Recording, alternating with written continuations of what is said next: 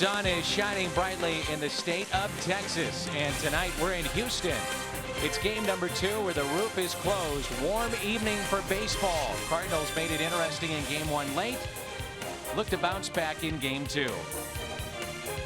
And welcome to Cardinals baseball on your home of the Cardinals, Fox Sports Midwest, with my partner, the Mad Hungarian, Al Rabotsky. I'm Dan McLaughlin, and Al pitching last night for the Cardinals, suspect at best, especially with Jaime Garcia, who has flown back to St. Louis. So the Cardinals look to Adam Wainwright tonight. Adam goes against Bud Norris. These two guys going against Houston or St. Louis are both pretty good. They really are. Last night was the offense. Tonight, at least, we would expect that offense will be at a premium. As you can see, look at how dominant Adam Wainwright has been against Houston. He's 10-1 with a great ERA, but then you turn around the other side, Bud Norris has been just as successful against the Cardinals. That's a look at your Toyota keys to the game. It's the mystery of Bud Norris. Cardinals try to solve that. Wainwright trying to bounce back after Friday night, and the no-hitter. Baseball coming up. Cardinals baseball is brought to you by Budweiser. Great times are waiting. Grab some buds. By your Mid-America Chevy dealers, the #1 selling brand in St. Louis. Find us at stlchevy.com. By Dobbs Tire and Auto Centers, #1 for quality tires and expert auto service. And by Steak and Shake. At Steak and Shake, there's just no equal. 50 years of baseball here in Houston. And their final year in the National League. They'll move to the American League next season. Really nice note here from Barrett and Olivia, Luke and Avery, saying they're big fans of Adam Wainwright. That for watching tonight on Fox Sports Midwest. Want to see Adam get back in the win column. And this lineup is brought to you by Southwest Airlines, with Furcal leading it off, and then Descalso and Beltran. Then Craig, Freeze, Molina, Adams, Chambers, and Wainwright. Cardinals facing Bud Norris, a record of 5-2, and we know, Al, he can be very tough on St. Louis hitters. He really is. He's just hittable when he faces anybody but the Cardinals. He has 7 wins against the Cardinals. He made his major league debut against St. Louis, and he's just continued to pitch very well. And usually his team wins when he's pitching against St. Louis. Take a look at the defense. Martinez, Maxwell, and Martinez, Fernando in right field. Johnson, Lowry, Altuve, and Wallace along the infield. Behind the plate, Jason Castro. Around the Horn is brought to you by Dobbs. So look at Brad Mills. Some growing pains along the way. He knows that. Young team, rebuilding mode, but they think that he's the right man now for the job. Well, he's been around a long time. He tutelage under Terry Francona, and you know, Brad Mills has got the temperament to watch these guys play. They have a teaching staff. They try to give them as much instruction as possible, and they've made a lot of improvement, and they play well at home. Mike Matheny, on the other hand, understanding the frustration. Jaime Garcia last night, 0-5 now. He's headed back to St. Louis. They're going to check out everything, his hip, elbow, shoulder. They're going to find out if there truly is something wrong physically with Jaime Garcia, which is a concern right now, a major concern for the Cardinals. Yeah, and if you look long enough, you'll find something. Because, you know, throwing a baseball, even though he's not that old, is going to have wear and tear on your body. But let's hope they figure out something, because obviously he wasn't right. Diminished velocity. He really didn't have the bite on the breaking ball. Kind of fell in love with off-speed pitches when he needed to probably go to the fastball. Here's a 0-1 pitch to Furcal. Homer down the right field line in the 9th inning last night. Cardinals scored 4 to make it close. Lost by 1. Did you get your Chick-fil-A today? I did not. Well, we didn't have tickets, because remember when Bogusevic went off that same foul pole? That means everybody here gets a Chick-fil-A. That's a strikeout of Furcal, and we couldn't get our on the run at mobile drinks because we were here. That's right. Cardinals scored 6. Here's a strikeout. That's how we start the game. Well, there's kind of a rare changeup. Basically, Bud Norris is a 2-pitch pitcher. Fastballs and sliders. And for some reason, the only thing the Cardinal brain trust can figure out is Cardinal hitters just don't pick up his pitches because they swing in a lot of pitches out of the strike zone. Baseball is such a funny game with the trends and all the numbers, and like you were saying with the body, you can find something. Well, you can find trends in baseball too. You look hard enough and you start looking at the numbers and crunching them. And Norris, for whatever reason, has had great success against St. Louis, but this may change. And the second batter of the game, it's a home run. Descalso into the bullpen of the Houston Astros, and it's 1-0 St. Louis on his third home run of the year. And that is RBI number 9. Now he was in the lineup because he was 4 for 8 against Bud Norris. He just added to it with his first home run against Bud, his third of the year, 9 RBIs, and a good start. Of course, the Cardinals took an early lead last night. But here he just jumps on the pitch, and that's that jet stream out there in right center that we talked about last night. Beltran back in there tonight. Pinch hit last night, popped out on the first pitch. Yeah, and what we talked about in game 1 is that for guys like Beltran hitting from this side of the plate, it actually can be better for a lefty than a righty, and that may surprise many at home because you look out and you see 315 down the left field line. If you yank the ball, you would figure to have a home run, but power guys like Beltran can just guide it the other way, pick up home runs. Berkman made a living out of that, and also the jet stream that you've talked about in right center. And just like the Green Monster in Fenway, a lot of right-handed batters fall in love with that short porch, and they try and pull the ball and they get out of their comfort zone. It's pulled foul. Hit a fan right on the kisser. Didn't bring his glove. Couple of hops, and his face made a nice play there on that 2-hopper. It's taken low and in, off speed pitch, and the count runs full here on Beltran.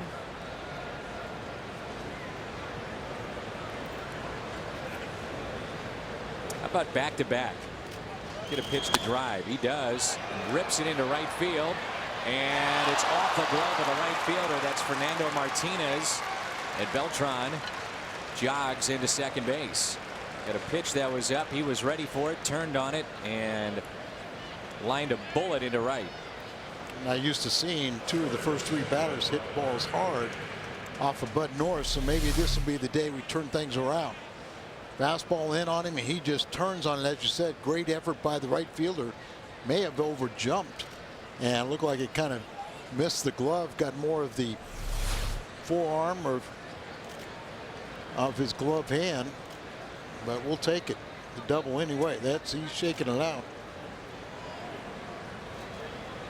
Alan Craig batting cleanup, and he's in left field tonight. So on this road trip, we've seen Craig play right field, first base, and now left field. We saw him not running all that well last night on the bases, and then also tracking down some of those balls in right center. So it makes good sense to put him in left, short porch out there, and Beltran is back in there in right field. And just a scheduled day off for Matt Holliday. Matt has played in every game all season long, and so just kind of give him a little break. Nothing wrong with him. Happy to say. Interesting lineup here with Matt Adams moved down, batting 7th. Chambers is 8th, and then the pitcher spot.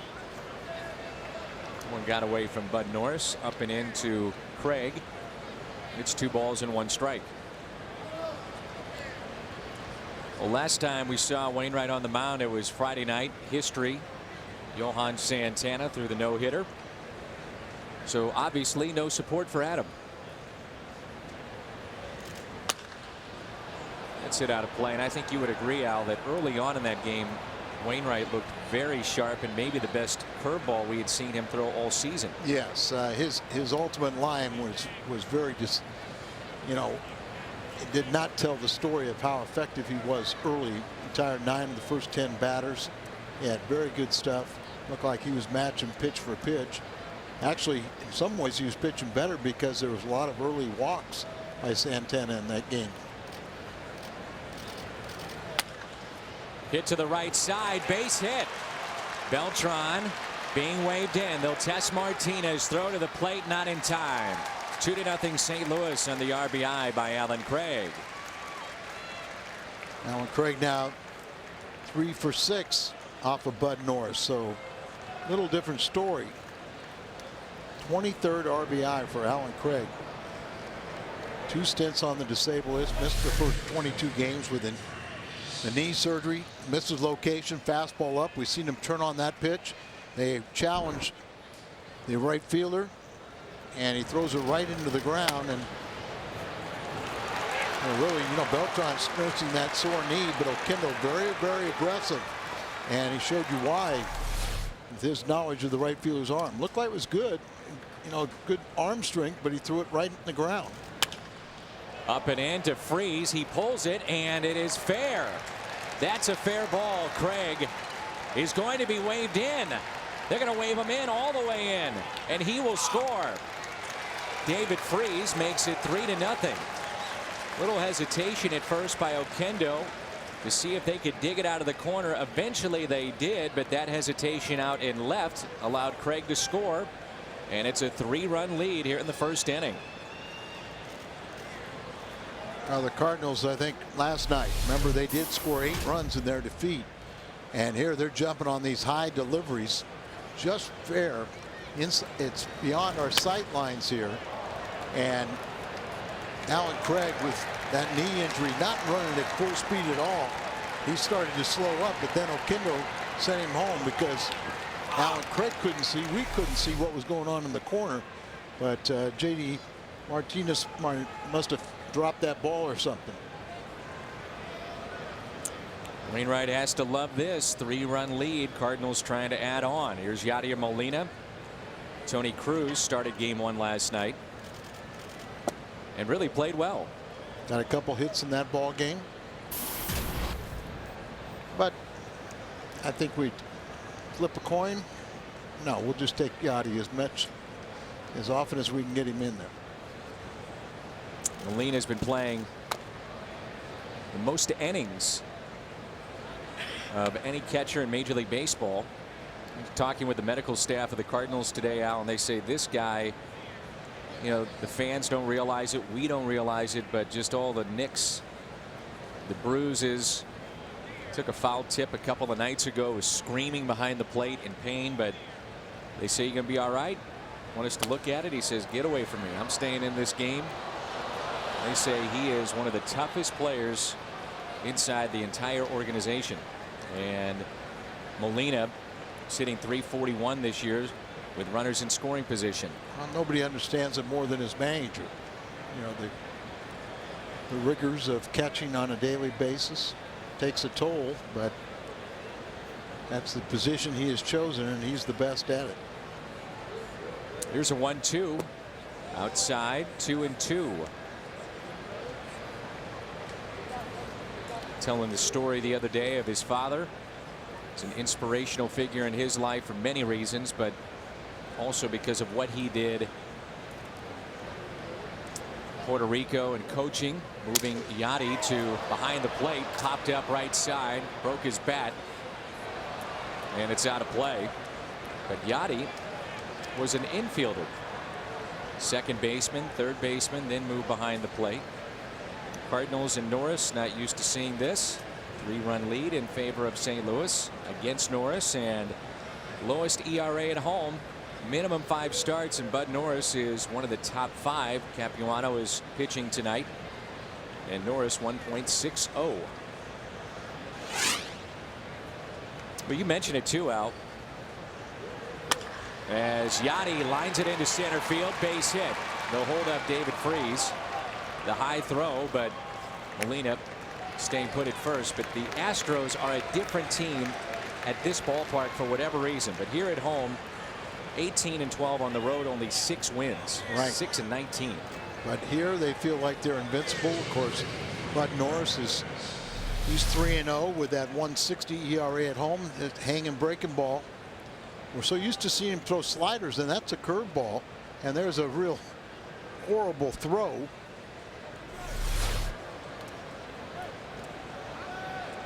Bud Norris has already allowed more earned runs, 3, than 8 of his 11 starts against the Cardinals in his career. And he's coming off a horrible start in Colorado, where he went 1 2/3 innings, 7 hits, 9 runs, all earned, 3 walks. So the Cardinals are getting him at the right time. Now Matt Adams. Adams had the home run to center field, just to the left of the 436 sign. And even Matt Holliday saying with Pat Parris on the pregame show, his guest, said even in BP he hadn't seen one that far. And it was a bomb out to center.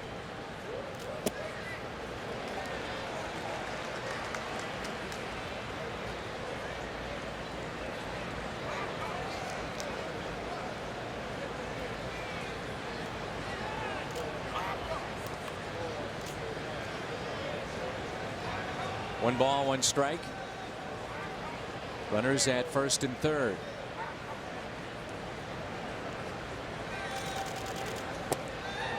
Good pitch in on the hands. See, that's a slider we're accustomed to seeing.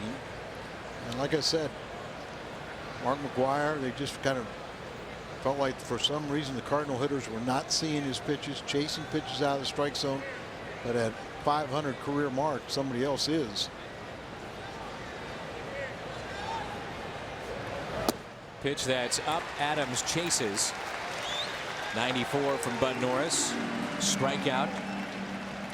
And the 2 outs been recorded via the strikeout in this inning.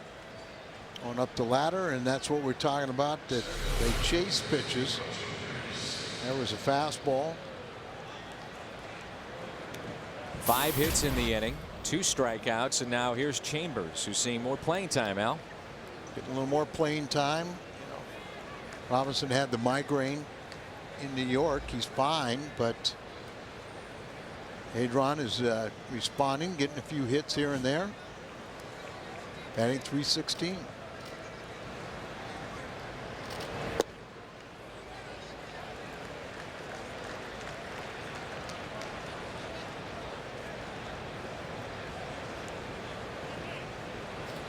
Adron had the 2-run triple last night.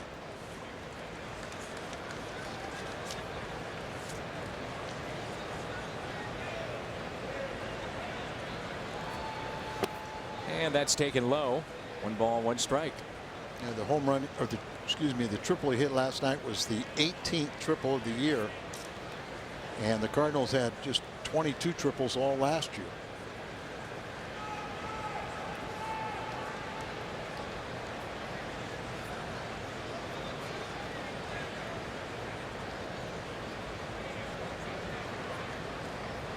One pitch. Delayed steal by Molina, trying to get caught in the rundown, and now Freeze to the plate, and he's tagged out. Something they did a lot of in spring training, trying to push it here in the first inning, which was highlighted by a home run to get things going. Daniel Descalso, his 3rd of the year. Line him up. 3-0 St. Louis. 5 hits for the Cardinals against Bud Norris. Sometimes we don't see 5 hits in a game. They get that in the top of the first. Descalso the home run to get it all started. Altuve leads it off, then Lowry and Martinez, then J.D. Martinez, Johnson and Wallace, Maxwell, Castro, and the pitcher Bud Norris. That's brought to you by Southwest Airlines. And Adam Wainwright gets the call for St. Louis tonight here in Game 2. Well, he's been outstanding in his career against the Astros. Those are his numbers for this season, but he is 10-1 with a 1.54 ERA in 12 career starts, 18 appearances against Houston. He's allowed just 1 run in his last 31 innings versus the Astros, and that run came in his last start earlier this year. He went 7 innings. He had been unscored upon in 24 innings 3 games prior to that, and here at Minute Maid, 4-0 ERA, 1.83. at Minute Maid Park against the Astros. Altuve, 4 hits last night. He went 4 for 5, and he's had at least 3 or more hits in 3 of his last 5 games. Exciting young player. Not the biggest of players. You see Yachty have to get down on one knee to try to get that low strike. Nothing in 2. He's listed at 5'5", and Adam Wainwright 6'7".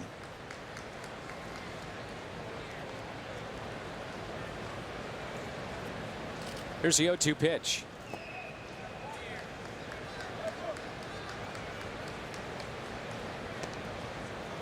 Saw Wainwright this spring. Made it look easy coming off Tommy John surgery. Was cruising along, and then things got going for real. It seemed like the intensity is picked up a notch or two, and going through these lineups a little bit tougher. And Adam, as the season's gone on too, has gotten a little bit sharper after a rough start. Correct. And I think that kind of surprised us after such a outstanding spring and good velocity and everything. At the start of the season, everything was down a little bit and really surprised us. The 2-2. Missed with the cutter there. And then we saw that diminished velocity. First couple games, he'd have a bad inning. It was his secondary pitches, the curveball and the cutter that weren't as sharp. Curveball came back a little bit quicker than the cutter. Altuve breaks his bat. Ground ball to short. 1 away. Let's meet the Cardinals defensively tonight. Around the Horn brought to you by Dobbs, with Chambers in center tonight. Freeze for Kyle on the left side of the infield. Descalso, Adams on the right side. The 4-time Gold Glove winner Yadier Molina's behind the plate. Adam Wainwright on the mound. Here's Jed Lowry. Leads the club in home runs with 9. It's a lineup that does not feature Carlos Lee. Arguably their most dangerous bat. At least on paper you might think that. He is injured, so Brett Wallace called up. And Lowry leading their club in home runs with 9.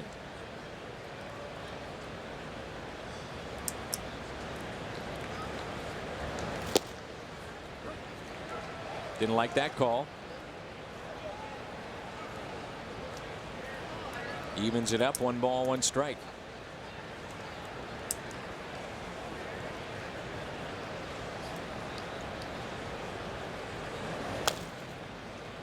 Busy day around Major League Baseball with the draft finishing up, and a busy day with the coaching staff, Al, of the Cardinals. Yeah, there really is a pretty good day for Tate Matheny. Mike's son was drafted in the 23rd round by the Cardinals. Aldretti's son, Michael, was drafted in the 39th round. Derek May Jr., his dad works at the Cardinals in the, as a minor league hitting coach. And then Eduardo Oquendo's son, was drafted by the Cardinals in the 32nd round. So congratulations. The Cardinals win all 40 rounds. Lots of shortstops picked up, and I was telling you the other day that Cardinals felt that they had to put an emphasis on shortstop and trying to develop more talent there. And you're always looking at pitching if you can get it. Sure. And they certainly did that. I think it's going to be intriguing to see what the Cardinals are able to offer Tate Matheny. I mean, most people around baseball will tell you he is much higher draft choice than 23rd round, and Matheny's privately said it's going to cost X to get him signed. He is committed and signed to Missouri State. And will the Cardinals go that extra mile and make it a very tough decision for him, or is it going to be easy that he winds up at Missouri State? That one catches Yadier Molina. Tough at bat for the hitter and the catcher. Yeah, that's what you're talking about. And I'll make the prediction that he doesn't sign.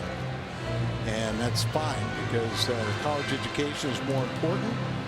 And then go get that degree, and then you get a chance to sign. You don't have much leverage, but But if you want to play, and this is my recommendation, every young man, that if go to school, if that is, if you're inclined to be a good student, go to school.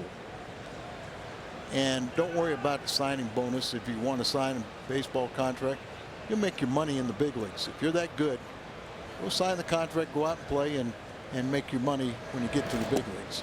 2-2 and a strikeout that catches the corner.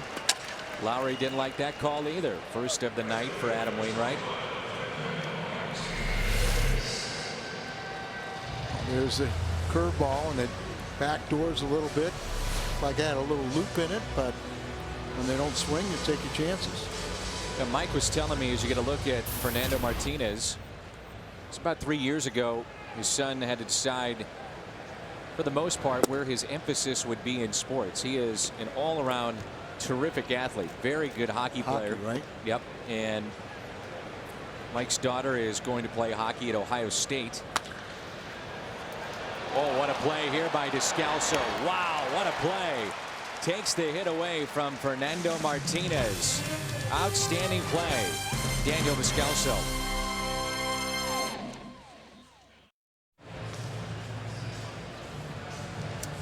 Cardinals score 6. Get any size drink all day tomorrow for just 50 cents at On the Run at Mobile.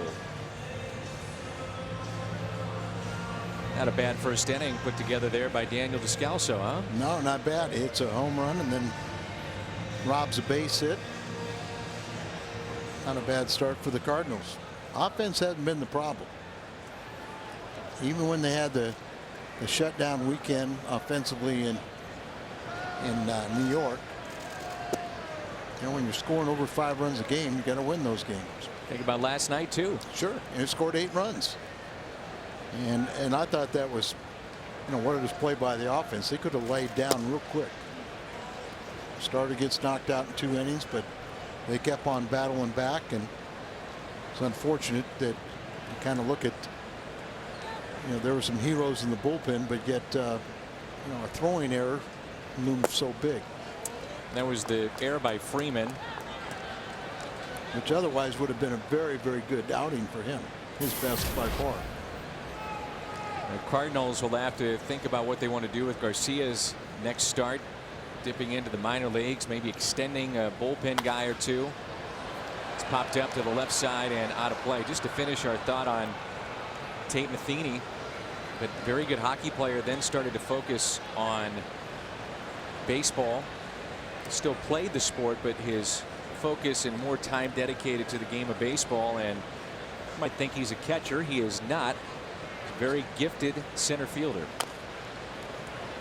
It was very interesting. Mike was talking about how he had a heart-to-heart talk with Tate about finances and the reality of what federal income tax, state income tax, and some of the other realities. And we forget that, a young man doesn't know about those things. And he was quite shocked when he found out.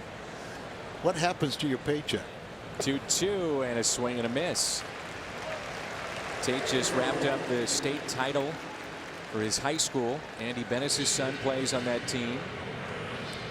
And they went up against Joe Strom's son, the pitcher, as you get a look at what Bud Norris has done against St. Louis. In wins, the ERA just over 1. In losses, it's over 7. Not many losses, though, when you think about what Bud has done to St. Louis.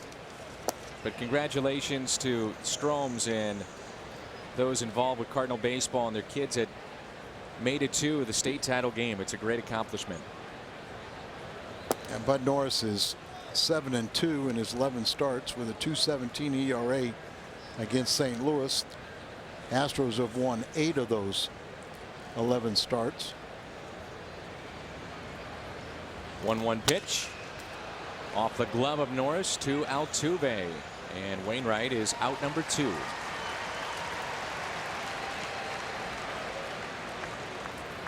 Mike was also settling down, and they were kind of looking at Sky Reports with Tate and said, now, Tate, look at this guy throws 94 to 96. This guy throws 95 to 98. This guy does this, that. That's who you're going to be facing. It's going to be a reality that, you know, they're not going to quite be the same players that, or pitchers that you've been playing against. Now you saw it start playing against the best. It's what, you know, Andy Van Slykeson was talking about that. Went from facing guys that are throwing low to mid 80s maybe to low to mid 90s. As for Cowell, looks at a strike. He struck out to start the game swinging back in the first inning.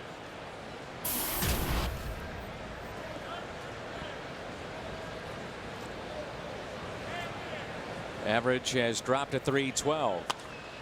That'll help. Base hit into center field.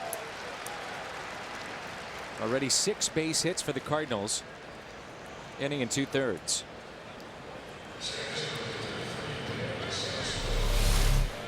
Kind of looks like a team that is on a mission. They want to change that history. They don't like the fact that they have not been winning.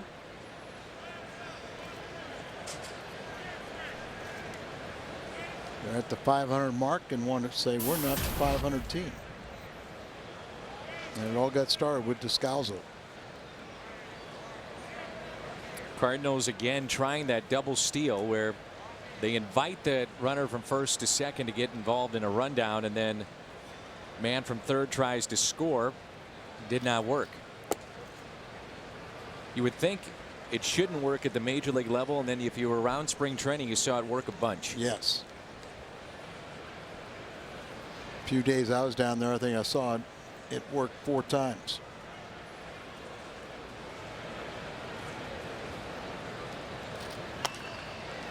Daniel pops it up, and that'll find the seats out of play.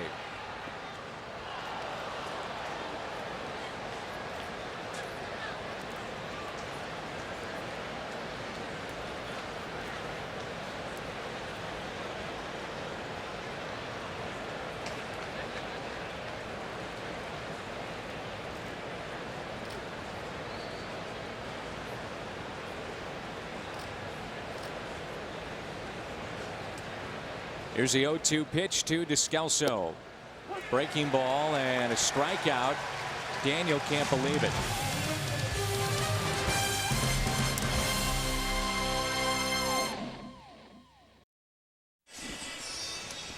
MLB.tv, take us with you wherever you may be traveling throughout this season. MLB.com @bat12 for your favorite mobile device.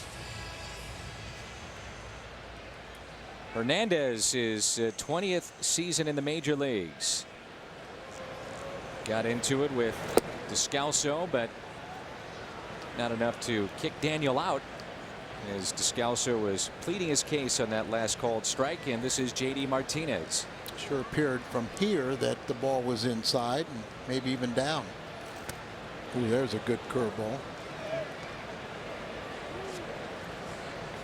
Just like the mound presence of Adam Wainwright. You look in, you look for fear, you don't see it from Wainwright.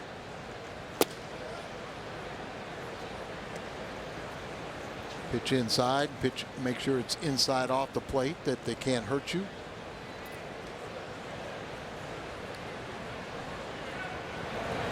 Curveball, and it's a ground ball into deep short for Cowell. Off balance throw and safe.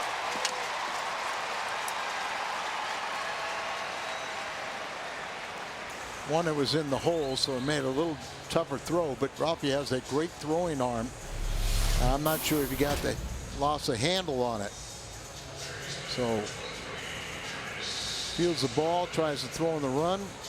It sails on him, goes up the line a little bit. Adams tried to tag as he went by, but he missed him. And it brings in Chris Johnson. Runner at first, nobody out. To play here in the bottom of the second. Scored as an error.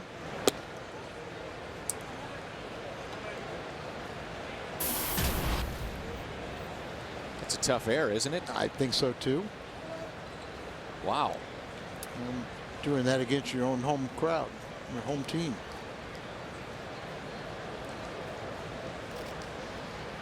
First time tonight, Wainwright working from the stretch.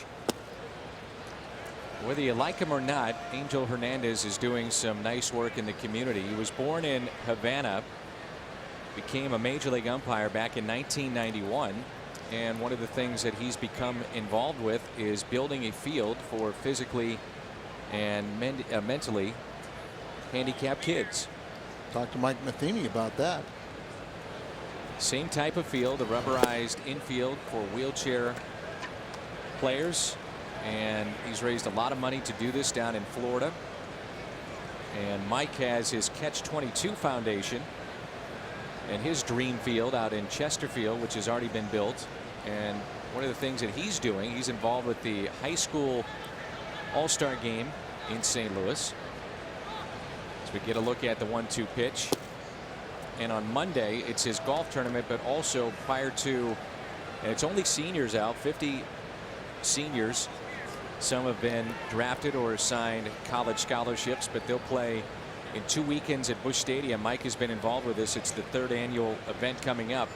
John Mabry as well and Chris Duncan, but those kids are going to go out on Monday morning and help those that want to play baseball, physically challenged, and they'll work with those kids, play catch, play a game, and it's a great way for those kids to get involved. I think it's a great idea to get those kids involved in civic activities and charitable endeavors as soon as possible. And you can learn an awful lot about yourself and how to stay grounded by working with others. Pitch that's up and out of play. You know, Mike is doing something quite unique with his golf tournament. It's only 9 holes. So he's tired of having a golf tournament where you play all day, and you know the Cardinal players, and many of them will be out there. You know, this is their first off day in a month, and then they have the golf tournament. So you're going to have nine holes. 2-2 lifted into left center field, and the catch is made by Craig. Martinez back to first, and a nice play by Alan Craig in the gap in left. Well, you know, Alan Craig, he's a little bit hobbled. That knee's not 100%. Can't run full speed, but he got a good jump on the ball and just really went after the ball as best he could and just really under control the whole way and makes a nice play.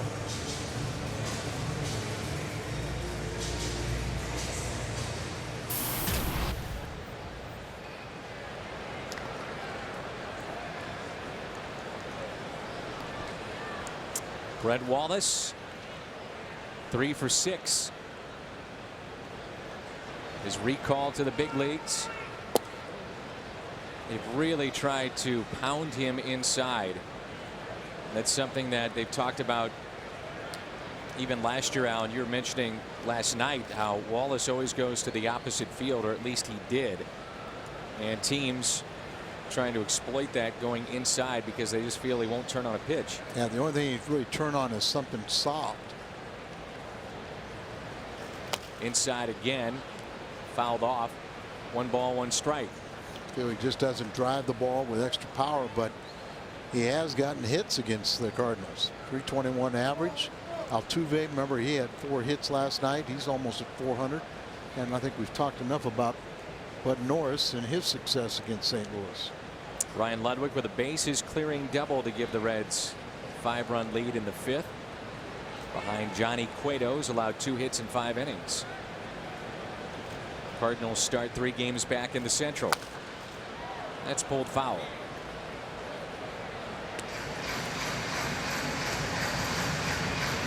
Trying to work on trying to pull things and show that he can hit for power, playing a corner position in the big leagues, corner infield position.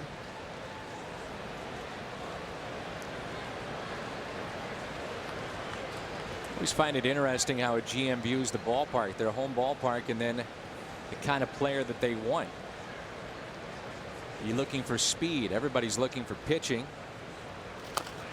What kind of center fielder do you need for this ballpark? What type of left fielder do you need for this ballpark? It does change what you're looking for. Well, don't tell me they're drafting high school kids based on the dimensions of a ballpark. Well, I'm not telling you that. I know that. That'd be getting a little too technical. I wasn't telling you that. I'm just saying that sometimes, Yeah. you know, you do draft to needs, but, you know, some GMs are looking for more speed than power, vice versa. Here's some power here. A rope hit to right. Catch made by Beltran. A sinking liner.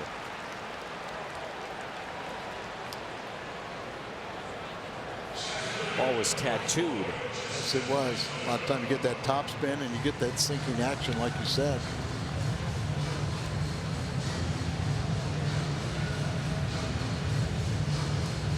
Here's Justin Maxwell. Wonder how his knee is. Was hit by Mitchell Boggs. Clearly a message pitch. Although nobody on the record would say, oh yeah, I'm trying to hit him, I'm trying to throw at him, unless you're Cole Hamels talking about Bryce Harper.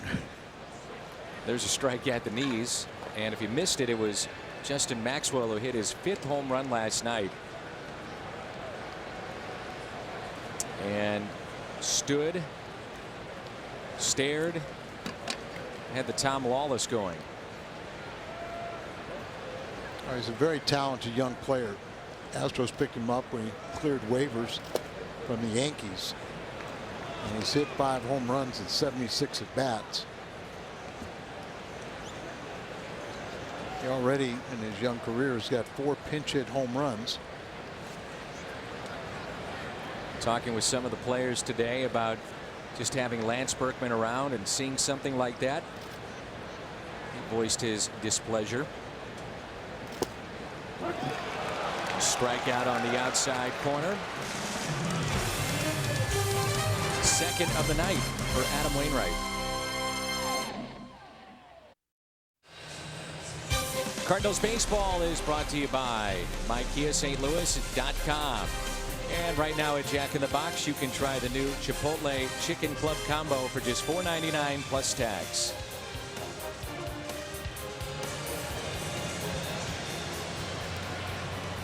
Killer Bees, their statues outside this ballpark. Biggio and Bagwell. Right now, if you head to FoxSportsMidwest.com, BJ Rains has an article. The coach's sons, the draft picks picked up by St. Louis. What may happen with Tate Matheny, all at FoxSportsMidwest.com. Winds up being the 720th overall pick. Very nice gesture from Carlos Beltran and Yadier Molina, their Puerto Rican native #1 pick. They made a phone call to him.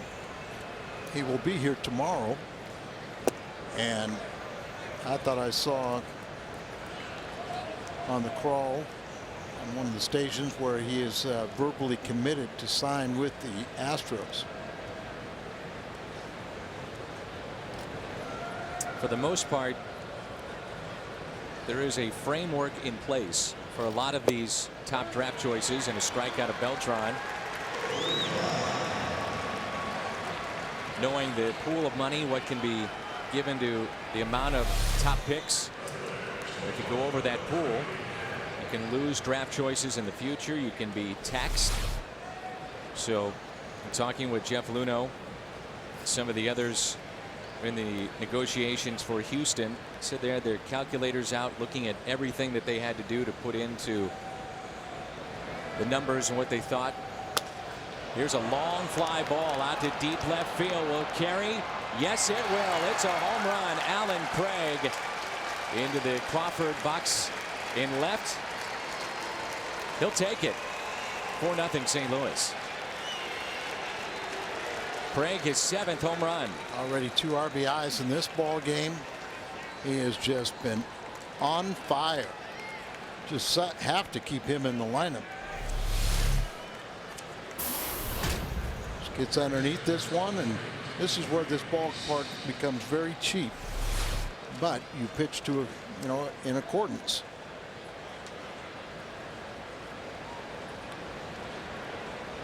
It's 5 strikeouts, and now his 2nd home run he's allowed. Here's David Freese. Yep. Craig now with 2 RBIs, up to 24 on the year.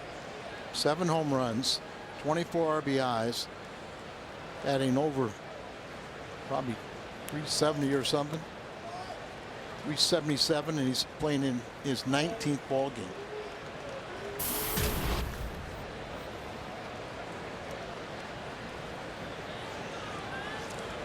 Excuse me, it's only his 18th game this year.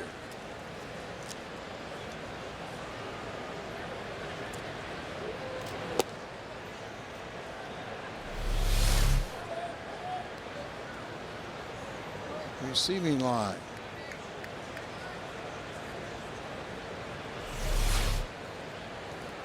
The gauntlet. I like that better. 2-2.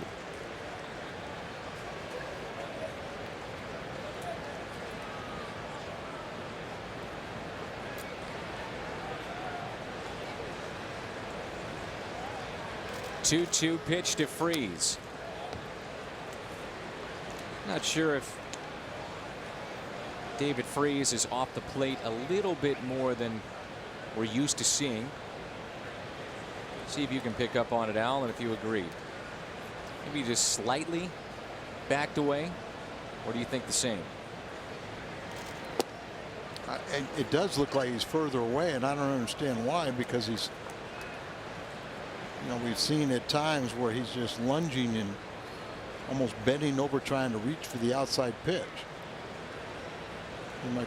Maybe it makes it impossible for it to get to it, but they pound him in, he's in a better position. Wow. David can't believe it, and that's strikeout number 6.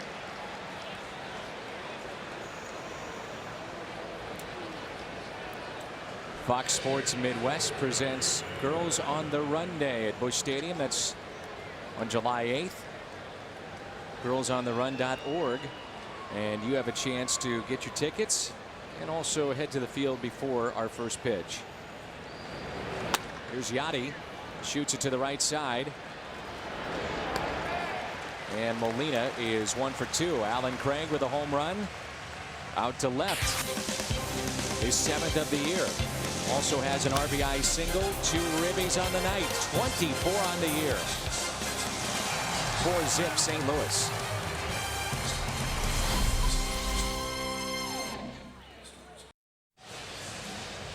From the MLB fan cave, Curtis Granderson is saying, come on, take me, I'm ready, Ron Washington. It's tough. I mean, we played Texas already this season, and I didn't get a chance to talk to Washington before the game just because of the way we passed and everything. But I was on his all-star team last time, so hopefully, wink, wink, that can help out a little bit. Also pictured there was Robinson Cano, second baseman of the Yankees. All-Star game exclusively on Fox. It'll be at Kauffman Stadium in Kansas City, July 10th. Looking forward to that. Absolutely. Tony La Russa, Ron Washington, the 2 managers. Should be fun to see who Tony selects for his coaching staff if he gets the gang back together. There's a fly ball into shallow right field.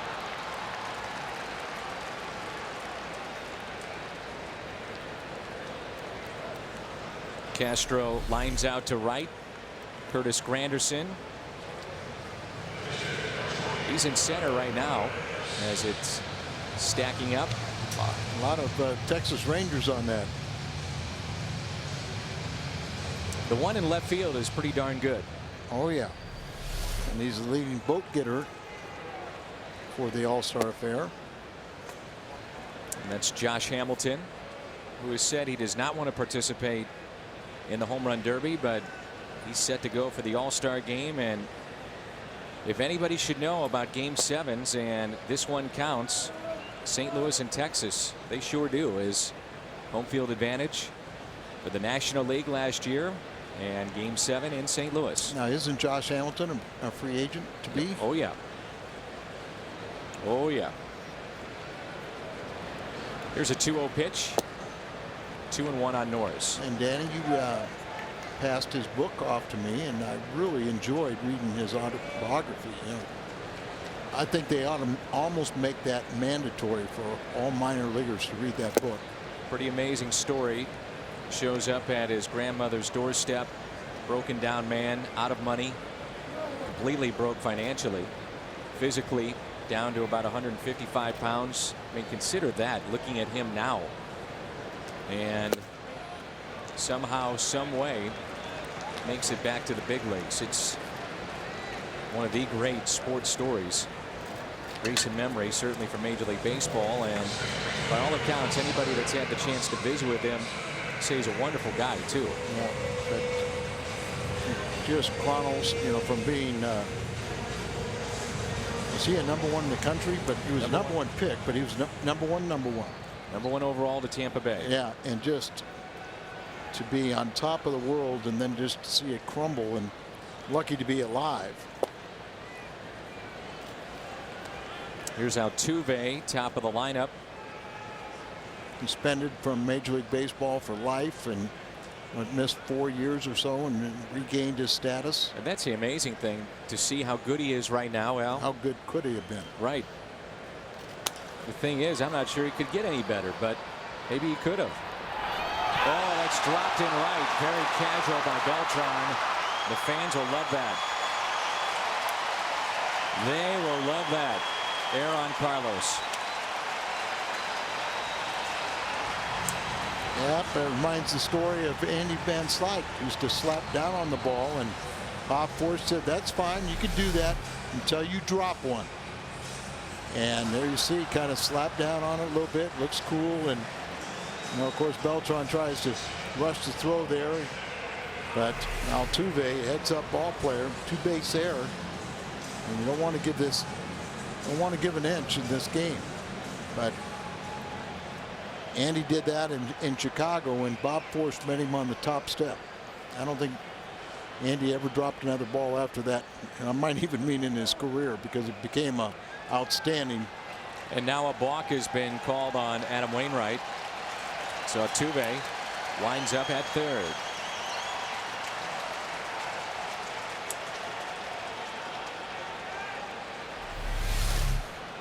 Let's watch Adam here. Yep, there it is. Clearly, Adam will tell you, as he came set, started to move the ball, moved the glove on our hand.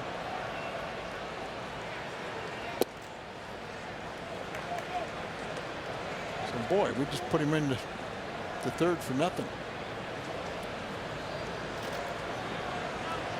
Our 2 outs, you get out Lowry, and you just go kind of laugh about it. Misses outside. 2 balls and no strikes.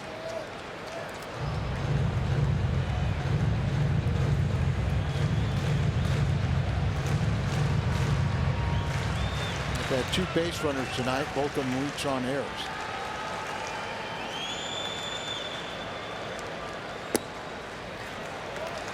That's taken low. He's just missed on the last 2 pitches. A couple years ago, when they had the grading system of the umpires, Angel Hernandez, players may not realize it, but Angel Hernandez was graded as the highest. High strike.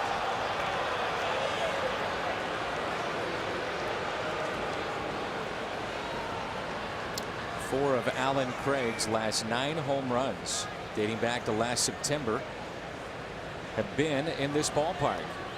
Gave the Cardinals the 4-run lead with a solo shot moments ago. 3-1 pitch at the knees. And that looked like a good pitch. You know, it can't get mad at strike 1 when you got a 3-0 count and let it affect the entire bat. Fastball away.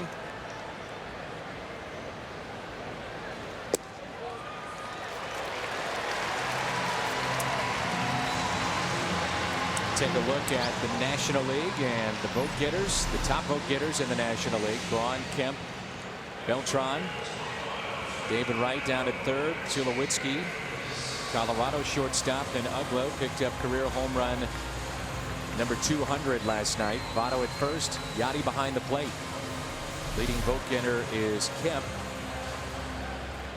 And those two leading for St. Louis, Beltran and Yadier Molina. You know, Furcal is very close to Tulowitzki, shortstop.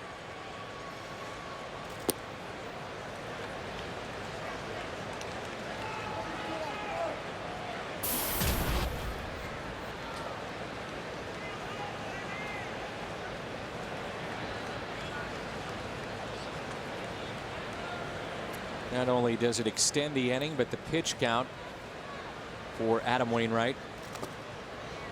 That's something that you do get a little concerned about coming back from surgery. It's something that Mike Matheny has told us he keeps a little closer eye on than he did prior to surgery with certain guys, and that is Wainwright, as he falls in that category of just a little extra special attention to that pitch count. And we'll see as the season goes along how close they pay to his innings pitch. Coming off the Tommy John. Here's a 1-1 pitch. Breaking ball. 1-2. Good breaking ball there. You know, Adam, and we'll take another look at it. Starts out around the shoulders, ends up below the knees. You know, he didn't want to walk anybody, but on that 3-2 pitch, and Yadi gives him an outside fastball. Just keep the ball down, throw it in the middle. Here's a curveball, because now they're right back in it if you get a blast. 1-2 pitch, curveball, and he just got a piece.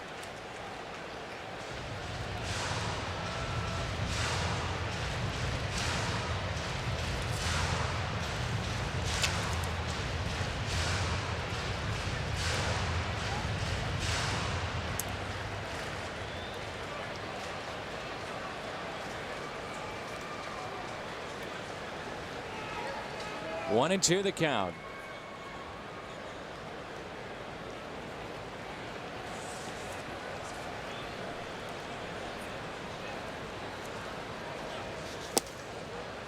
Tails back in, but a little high at 93 on the gun.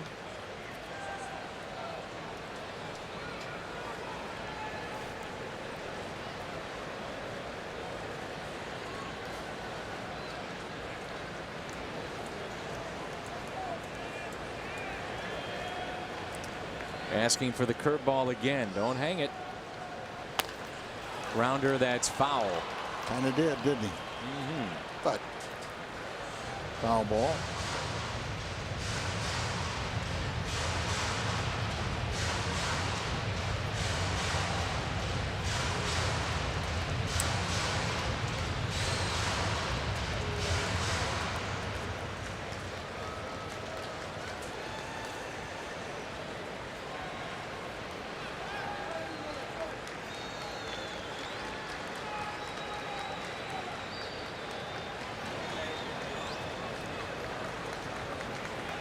Yadi wants it inside. The 2-2. Get out of play again. Had at least 10 pitches since the error. 13 pitches. That's another full inning. Little things like that, you retire this batter, you get out of there, they don't score, but you've made your pitcher go out there another full inning.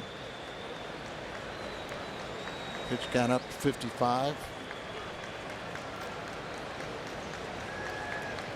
Curveball. 2-2.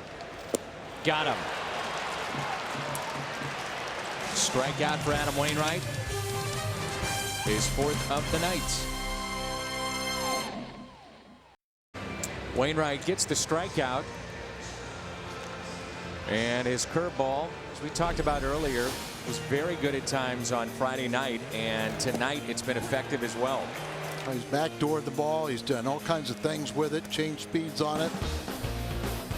He's got 4 on the night, and I think that one right there, the last one he threw, he really pulled down on that, used that maximum effort, got Fernando Martinez to strike out with runners at the corners. Matt Adams not much older than some of those kids that were drafted. He's at the plate to lead things off in the top of the fourth. I'm getting old enough now, Al, where even Jose Oquendo's son, when we would go to Montreal, he would be with him. And at that time, he was only 7, 8 years old and taking ground balls off the turf. Old Olympic Stadium in Montreal. And he was drafted. That's right.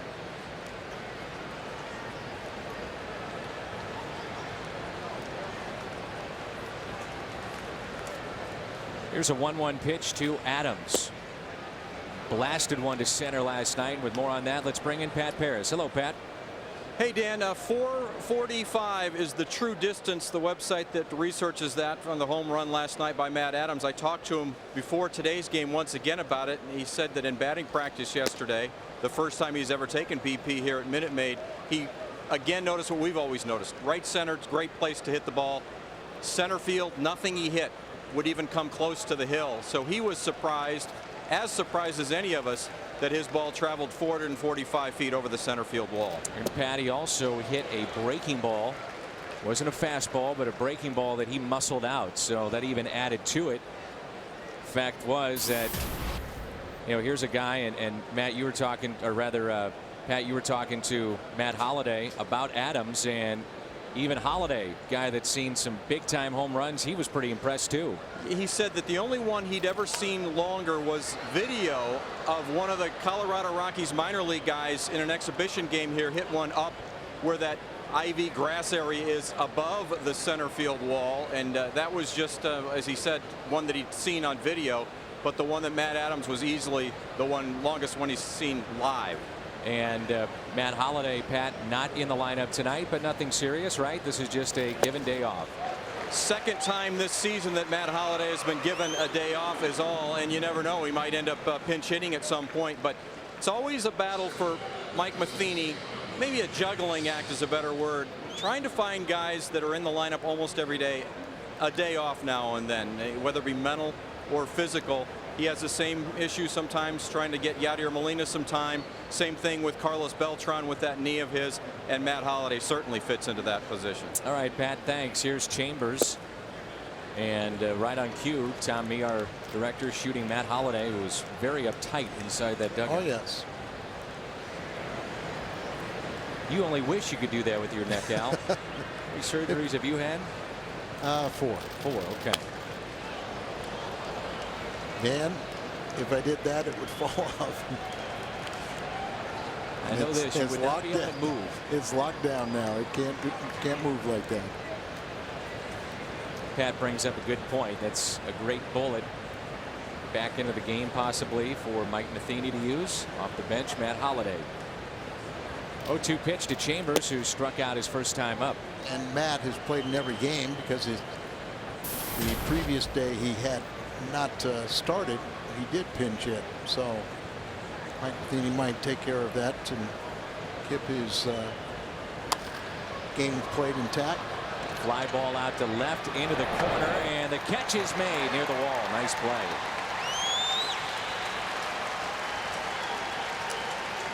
Email the booth, carsoup.com/Cardinals. Send us your email the booth questions.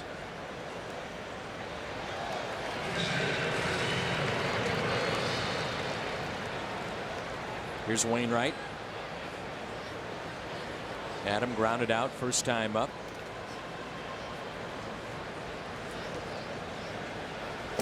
We'll know when Adam finally comes fully back is when he starts hitting. It's only 1 for 25 this season. And he's been a good hitter. Still batting over 200 in his career.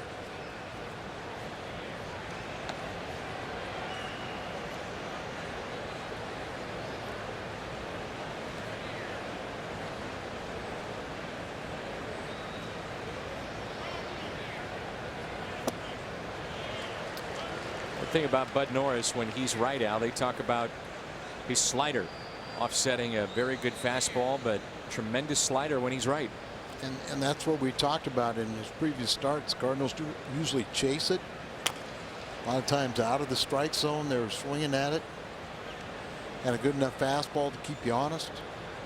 But for some reason, that only works against the Cardinal hitters.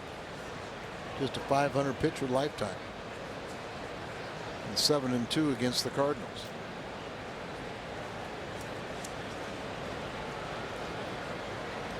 One ball and 2 strikes.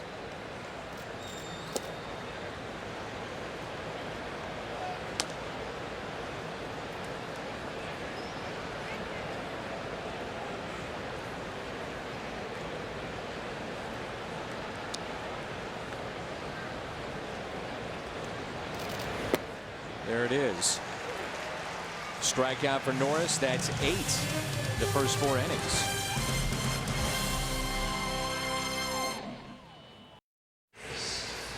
Cardinals are pleased to offer fan-friendly values throughout the 2012 season. If you're looking for ways to save some cash or find a great value at the ballpark, just go to the fan value corner at cardinals.com/values.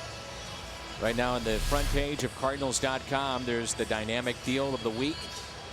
$10 seats for the Royals and Cardinals. And this weekend, Friday, Saturday, or Sunday, if you have a kid, you bring them down to the ballpark, they'll get a voucher for a free ticket to a future game. Fireworks coming up. Giveaway nights. Block party on Saturday prior to the first pitch. So come on down. Great deals at Cardinals.com. Be nice to get back home. It's been a long road trip. It seems like it goes a little bit longer when the team's not winning.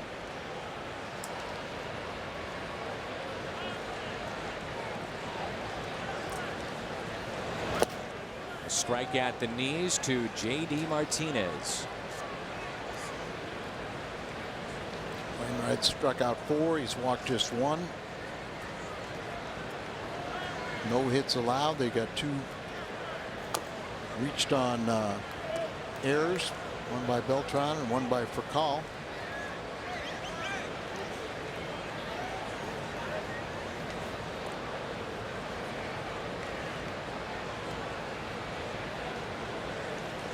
Martinez has singled. 0-2 pitch.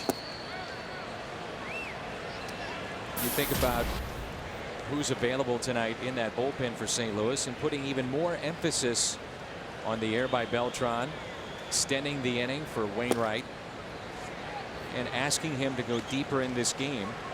Cardinals had Clado and Freeman extended in the ball game last night, especially Clado. Clado's not available. Freeman, they think that if they needed to, they could get him to get a key left-hander out, and everyone else they feel is available. So there are arms, but the point is well taken. You know, you make an error, kind of a casual error, and Beltran feels horrible about it. Grounder to short. Cow makes the play.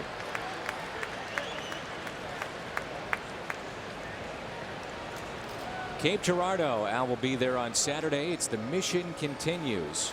Renovating a ball field. Find out more at missioncontinues.org. Fox Sports Midwest proud to get behind that wonderful program. One away, and here's Chris Johnson. Flied out to left field. Play made by Alan Craig. Chase it down in left center. Johnson is hitting just below that 300 mark at 293. Remember at one point in his career, Adam Wainwright was a guy that could get it up there around 95, 96. Sometimes he'd even hit 97, 98 to go along with that devastating curveball. Times have changed. You know, in the starting rotation, doesn't throw quite as hard. Yeah, I think there's a big difference, Dan. A lot of that high velocity was when he pitching in relief, and they kind of tone it down a little bit, and there's his 5th strikeout. But he's a much better pitcher, you know. It's a Houston team that's in the middle of the pack, batting .255. Cardinals lead the National League at .275. You see the curveball, he swings through it. Now he's thinking curveball, and he takes the fastball. Here's Wallace, who tattooed one to right. The liner that was caught by Beltran. So you got to hit him really hard for Carlos. He'll get all those hard ones. It's the easy one. I'm sure he's made that play thousands of times. Growing up, minor leagues, major leagues, just a routine fly, and he dropped it, but no damage done.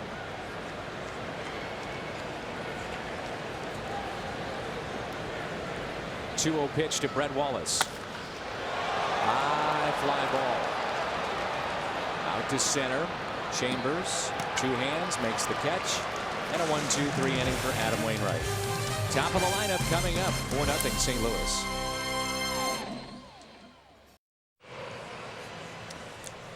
Let's turn to our trivia question tonight, presented by AT&T. Who holds the Astros rookie record for most complete games? I know this one.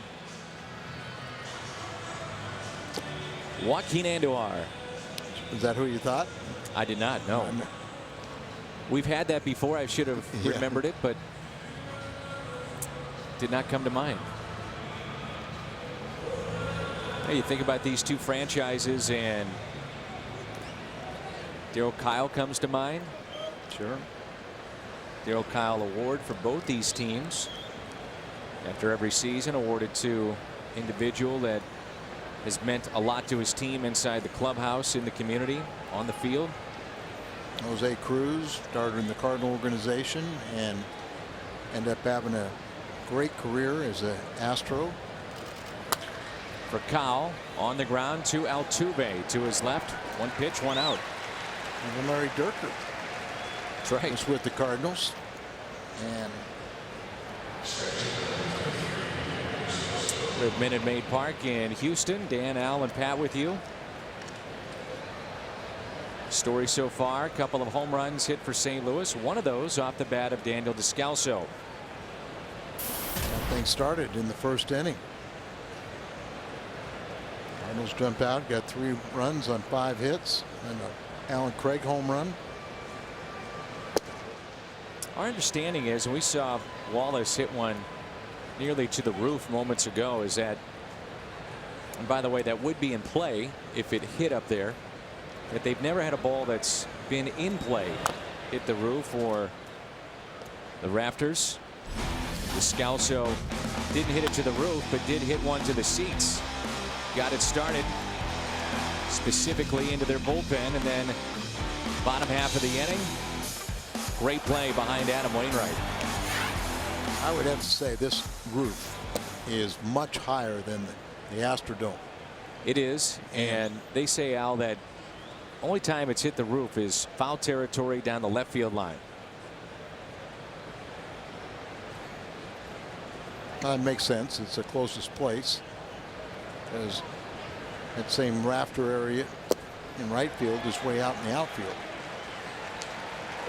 But Norris is racking up the strikeouts. That's number 9. Talked about that, haven't we? Last couple days, how many strikeouts the Cardinals, and of course Descalso complained about a strikeout call his second plate appearance. He had a legitimate cause then, and you saw from Fox Tracks he had another reason to complain on that one, but decided he better not challenge Angel. 7 straight. He set down. Here's Beltran. Doubled and scored back in the first and struck out in the third. Probably the best way to characterize his first season now with St. Louis has been streaky. And when he's on a hot streak, watch out. Those numbers pile up. Average at 277, but like you said, still leading the National League in home runs. 3rd or 4th in RBIs now. Sometimes you'll see swings like that and you think he's lost, and then he'll have a game where he hits 2 home runs, 7 RBIs, and you think, my goodness. Makes a great play in the outfield.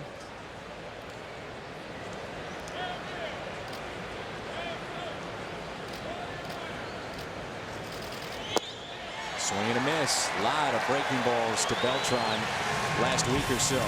10 strikeouts for Bud Norris through 5. This Sunday, it's the Powerade and Shop and Save cooler bag, lunch cooler bag for the kids. They can run the bases after the game. Ice cream Sunday before the game. Don't forget, kids get that free ticket all weekend long. Friday, Saturday, or Sunday. Free ticket when you come down to the ballpark and the Indians interleague play. The entire homestand, Indians, White Sox, and Royals. Adam Wainwright, he's racked up 5 strikeouts through his first 4 innings. Maxwell was a strikeout victim in his first plate appearance. Ooh, he just missed. Yes, he did. Another thing that kind of gets you a little upset if you're a pitcher is when a batter points the bat at you like that. Here's a 1-2 curveball in the dirt.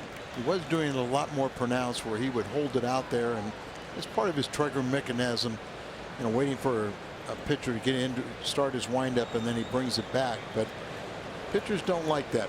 They point the bat at him. Now, you wouldn't have lasted then against Babe Ruth, I guess. His called shot. Well, what did he do against him? The pitcher was intimidated. He let him hit it out. If you knocked him down, he couldn't have hit that pitch out. So you would have knocked him down? Absolutely. I did 4 times. The Babe. The Babe. The younger fans are thinking, man, that Al, he's been around a while. It's tapped foul. Former Fireman of the Year. Sometimes you young guys make me feel that. Told you I'm getting older. I know you are. You remember when we started together? Finished up 8th grade and went right to the booth. Here's a ground ball. It's hit to third. Freeze fires over to first, and Adams has it for the out. Curveball on the 2-2 pitch. Well, as you mentioned, we've seen a lot of strikeouts in this game. How about Bud Norris? His career high is 14 strikeouts. And you may think, well, that's got to go against St. Louis. That's not. This is currently the most he's ever had against the Cardinals. His previous high was 9. And right now, you're looking at a guy going to double digits. Bedard has done that. Jonathan Neese did it over the weekend. Neese had 10 on Sunday. And that's 10 strikeouts tonight. And we're talking about the Cardinals, who, for a bunch of good hitters, they don't strike out that much. First base hit off the bat of Castro for Houston tonight. I was thinking, you know, Terry Collins had to deal with Santana and his no-hitter coming off of shoulder surgery. As you get a look at the matchup tomorrow with Hap the lefty and Lance Lynn, who's 8-2, brought to you by Budweiser. You know, in the back of Mike Matheny's mind, you know, what do you do with a guy like Adam Wainwright if you get to that 7th inning and no hits allowed? How far do you extend him in a ball game? It's the same kind of thing that Terry Collins had to ask himself on Friday night. Yeah, and I think the answer is you go to Adam Wainwright and kind of let him dictate if he wants to stay in the game. You know, if he is concerned, wants to come out, and that's really what Terry Collins did. He gave Santana, said that he had a 115 pitch limit before that game. 7th inning, he wanted to take him out, but he went to Santana and said, how do you feel? I feel like I want to stay in this game. And then he was sweated it out, gutted it out the rest of the way to a career high 134 pitches. 1-0 pitch, runner goes, foul ball. And let's be honest here. If you have a no-hitter going and everything that Santana has been through, and they say he is one of the great competitors in Major League Baseball, what would you expect him to say? Well, you know, that's true, but I mean, but in the same sense, you know, with him missing the entire last season, Adam Wainwright out with Tommy John, Santana was shoulder surgery, you have to be honest with yourself and say, because that's when you start doing damage. When you've thrown that many pitches, your arm is all stretched out, you know, so that those last couple innings, is it really worth doing something that could end your career. Now, Santana's going to be 37. So, you know, he wants to pitch a little bit longer, but it does put him in immortality by throwing a no-hitter, especially for a franchise that never had one. But the hit and run that was on with Bud Norris at the plate. 1-1 pitch, runner not going. Did go around, and it's 1-2. And Norris got 3 RBIs. Okay, just 158. 152 is a lifetime hitter, but he's got 3 RBIs and 19 bats coming in, so 3 for 20. And, you know, the way Adams thrown surprised the defense a little bit. 1-2 pitch. Norris with a base hit into right. Adam left that up. His reaction, you could see he was not happy with himself. A 1-2 pitch and left it up. Norris goes to right with it and picks up the base hit. Well, it's a breaking ball, and it just kind of hung up there. And he's upset not only with Norris, but I think with the 8th and 9th place hitters getting the first 2 hits in this game. Does have 1 hit. He has the base. He had the double play in order, but Altuve probably very tough to double up. He's only hit into 1 double play. Make a case that the little man is the most dangerous man in their lineup. He's an exciting player. Big curveball for his strike. Talked about how he's from Venezuela. He went to a Astros tryout camp. He's 5'5" now. Signed when he was 16, but he went when he was 16. First day they said go home. Second day he showed up. They said go home. Third day they said okay, let's see what you can do. And then they signed him. Into center. Drops in for a hit. They'll hold the runner at third. Bases loaded for Houston. Another pitch up, and he was able to adjust to it and hits a line drive out to center field. So 3 consecutive hits. The first 3 hits off of Adam, and like I said, the ball's starting to get it up a little bit, and that's a sign that your legs get a little tired. When your legs get tired, you elevate the ball and it becomes hittable. Sometimes you just get into a rut, and just maybe 10, 15 pitches, and if you survive those, you can get back on a roll. But right now he's going to have to find a way to get the last 2 outs this inning. Lowry was called out on strikes back in the first. He walked in the third. Wainwright, first time up, was pounding him inside, wearing a protective shin guard, ankle guard, the front leg. Redbirds have turned a bunch of double plays this year. They're in the top 3 of the National League. Bases loaded, and the fastball is fouled away.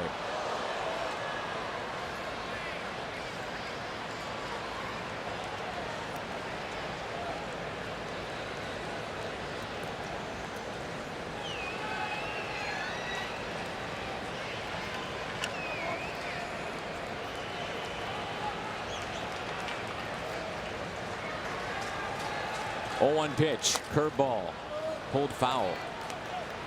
Now he's got him 0-2. Take us inside the mind of Molina and Wainwright here. Al, what are you trying to do with this 0-2 pitch? Well, remember that if I'm Adam Wainwright, I don't throw. You know, the changeup is a pitch that, you know, it's not my 1, 2, or 3. We have seen very few cutters. A lot of times guys throw cutters, but to me that's his 3rd best pitch. So through the fastball there, good pitch, 0-2. Straighten him up. And you're in a position where you can't get hurt by it. And Adam threw his shutout. They said he threw a lot more fastballs. We've seen the curveball being the dominant pitch.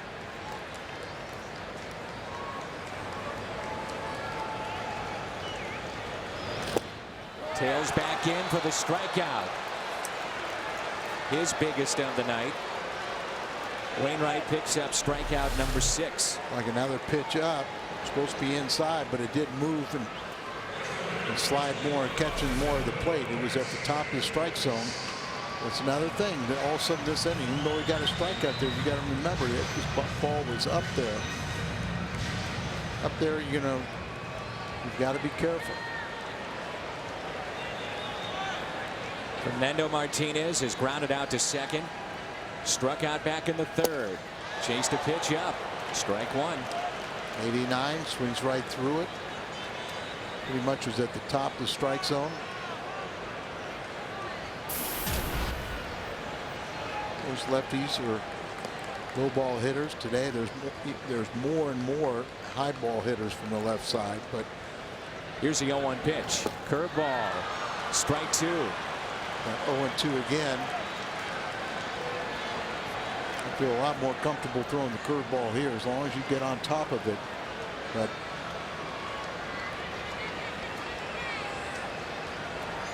he's looking curveball right now. He won't adjust to Adams' fastball either. You're in the driver's seat. They're going curveball. 0-2 pitch. Breaking ball. He strikes him out. Back-to-back Ks of the second and third place hitters in the lineup for Houston tonight. Bases loaded and 1 out. Jed Lowry leads their team in home runs with 9 called out on strikes. Then he gets Martinez. His reaction. 4-0 St. Louis as we head to the 6th.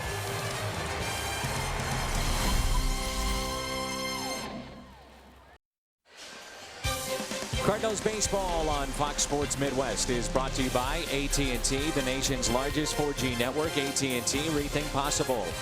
And by O'Charlie's, 2 for $20. 1 appetizer, 2 entrees, just $20 only at O'Charlie's. Union Station District of Houston. The ballpark, Minute Maid Park, opened up back in 2000. Alan Craig, David Freese, and Yadier Molina as Wainwright gets out of the jam. He has struck out 7 tonight, and the Cardinals have a 4-run lead.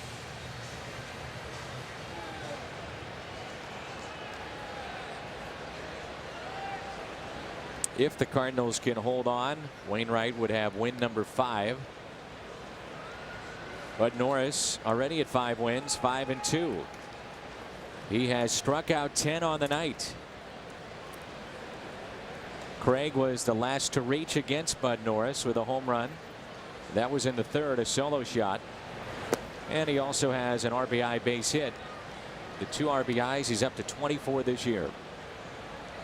Playing in his 18th game. 2 stints on the disabled list, 7 home runs, 24 RBIs, and batting .377. And right now he's a man without a position. But he finds his way to the lineup because of that ability to hit. He's got to be in there every night when healthy. 1-1 pitch. Well, he's hit at every level, but when he got to the major leagues and he really wrapped that bat, almost put the barrel towards the pitcher, and you kind of looked at him and you said, well, he's never going to react to inside fastballs, the velocity and the location of major league pitchers. He won't do that. And I know he's changed a little bit. It's not as pronounced now, that bat pointed towards the pitcher. Oh, He wow. can't believe it. Wow. 11 strikeouts for Norris, and that's 3 in a row. Goodness. How many of these are? Well, we'll talk about it later. Descalso with our Nissan drive of the game. Also Alan Craig with a Nissan drive of the game. 2 home runs hit for the Cardinals tonight. High five, high five, high five, high five, Wainwright. How are hitters supposed to swing at pitches like the one that was rung up on Craig? And then you have. Then you get it to Chase. Well, and remember Freese back in the 3rd inning. Descalso had words with Angel Hernandez. Freese argued his point back in the 3rd when he struck out. So I'm sure they feel that they don't have an understanding of the strike zone at all. I was going to say, well, how many, and that one looked like a lot better than half the pitches we've seen that's called a strike. But how many are Bud Norris strikeouts and how many are Angel Hernandez? 3 in a row for Norris and 11 in this game.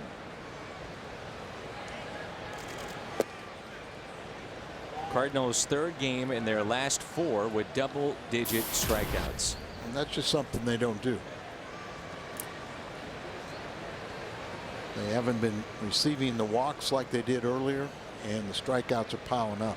But they're still producing offensively. Freese with an RBI double, his first time up, 1 for 2. David with 33 driven in.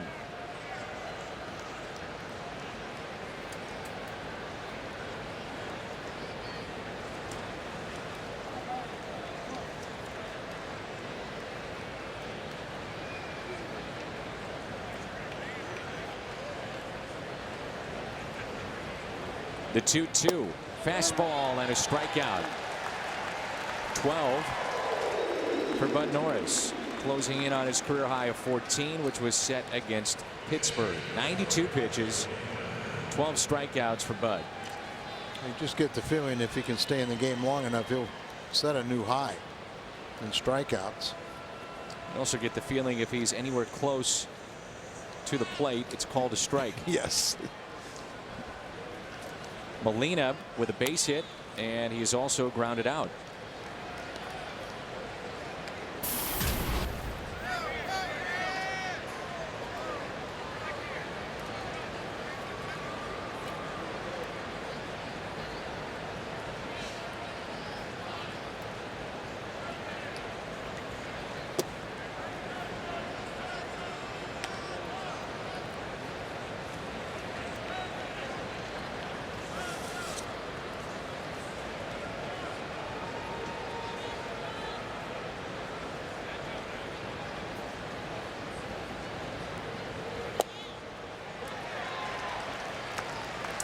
Bud has gotten both sides of the plate here in this inning. Yeah, that, you know, a hitter can't protect both sides of the plate.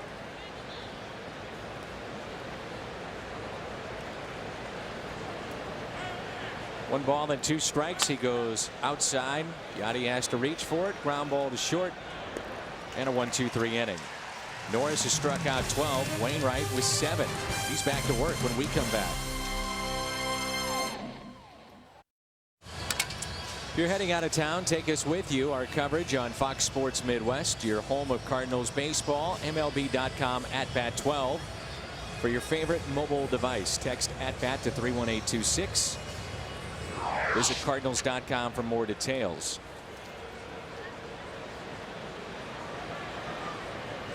Al, I wonder how much Major League Baseball has talked to the players, management, coaches, managers about umpiring, as that'll help out the pitch count off the bat of Martinez, because we've seen a lot of high-profile confrontations between the umpires and players over the last few weeks, and not much has been said tonight for a strike zone that's been pretty generous, to say the least. Yeah, and it used to be that you could talk to an umpire. You know, you could question, you could say, where was that pitch? You could do this, you could do that, and they would, you know, allow it. But now it just seems like anytime you try to ask a question umpire, immediately the mask comes out in a defiant way. Confrontational way. Yeah, and I know when Joe Torre was hired by Major League Baseball to be the disciplinarian, one of the things he was told was to really rein in the umpires. Hold them accountable. Yeah, and they do get fined. They can be suspended, but it's not as public. And you know about a player being penalized. You don't know about the umpires.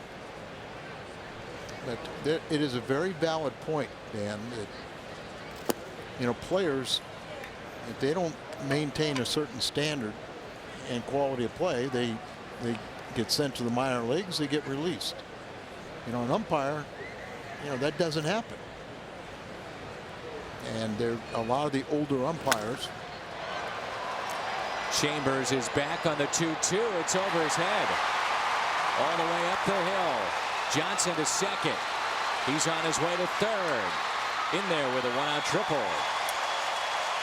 Ball carried a little bit more, I think, than Chambers thought, and maybe everybody else in the ballpark too. You kind of think of Chris Johnson of pulling the ball, and it's a long, big outfield when you're playing relatively shallow, and don't expect him to hit it into right center. Little flat breaking ball, just sat there, and he got on its horse, but there's a lot of ground to cover. Adams going to have to pitch a little bit under duress again.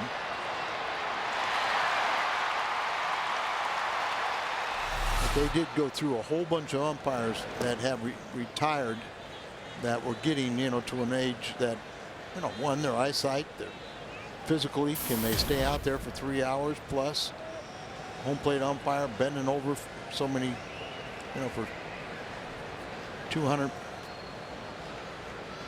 to 300 pitches. Those are legitimate questions. I think you hit it on the head. I've talked to a lot of the players about it, and the one thing that they'll tell you is that they just wish the umpires were held accountable publicly. He said, many of them, hey, we are, and if they have a bad game, they should be too. Sure. 1-1 pitch to Wallace. And just because they can go into their locker room the next day and pull up a computer printout and say how many pitches they missed, well, that's not good enough.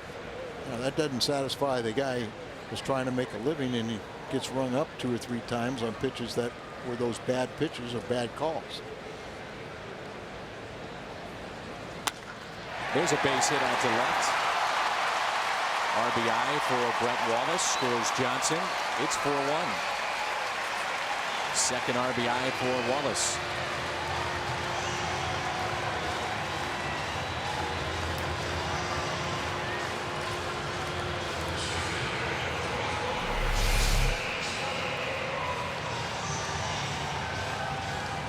Piece of hitting takes that outside pitch, drives it to the opposite field for the RBI. Good activity in the bullpen now. That's another aspect. The 15, 13, 14, 15 extra pitches he threw the one inning because of the 2-out error in right field. Having to pitch stressful with the bases loaded last inning. That takes a toll on you.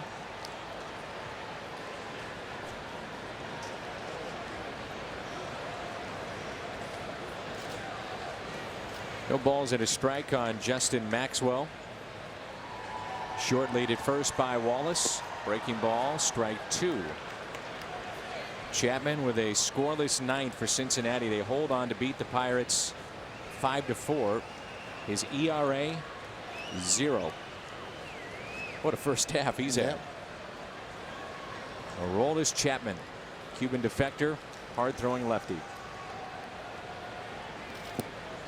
He might be able to go through the whole season without allowing an earned run, but I doubt it.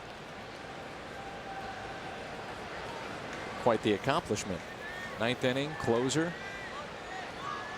You say that he'd go the entire season without being scored upon? I'll take that bet any day. That he won't. I agree. Here's a 1-2. But he is having a remarkable third of a season. A lot of people around baseball wondering when he would get a more prominent role, whether it be closing or starting games. Some felt it was a waste to pay him the kind of money that they had been paying him and not put him in a more prominent role. But we saw last year, he couldn't throw strikes, so you couldn't. He even had to take a demotion, and it was almost painful to watch him. 2-2 on the outside corner, strikeout.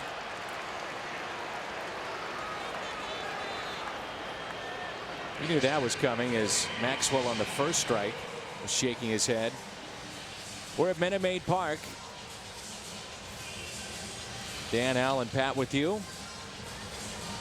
Bud Norris, 6 innings, the 4 earned runs. Alan Craig, a solo home run. Descalso, a solo home run. Bud Norris has struck out 12. That's 8 strikeouts for Wainwright.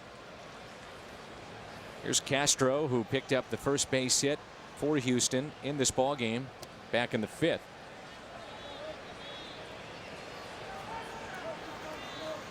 Castro and Lowry both went to Stanford.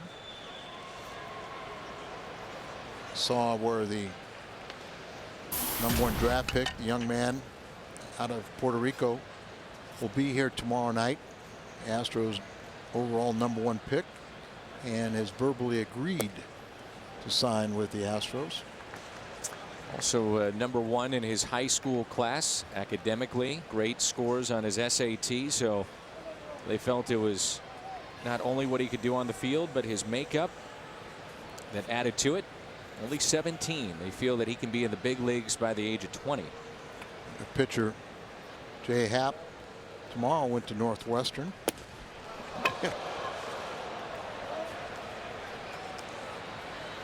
Well, I like smart guys, Al, just like you do, I'm sure. And it's great and all, but this is a results-driven business. So I'll take guys that can hit, throw, run, catch.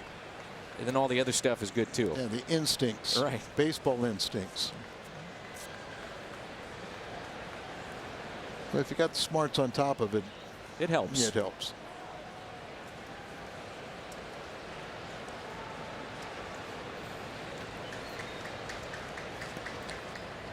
Two balls and 1 strike. Taken low, 3-1.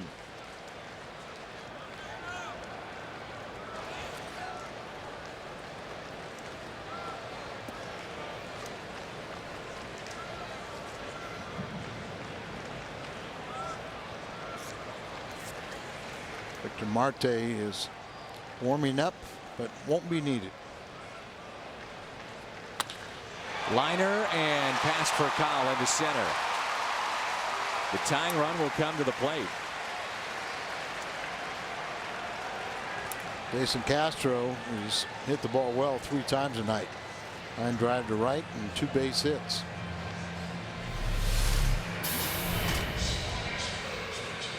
He was their big pick years ago and missed all last season with the ACL surgery. Well, Norris is out of this game. Bogusevic, who homered last night, will pinch hit. Mike Matheny electing to stay with Adam Wainwright. Wainwright is due up 3rd. You can see where he may double switch, bring in a lefty. He's not going to do that. Staying with Adam. Curveball, strike. Well, he doesn't have a lefty warming up, and you got Zepchinski, who is rested. Freeman, who they would said would only face 1 batter. This would have been the matchup probably. You have Schaefer on the bench, another lefty. And an 0-1 pitch from Wainwright. A long look. Time is called.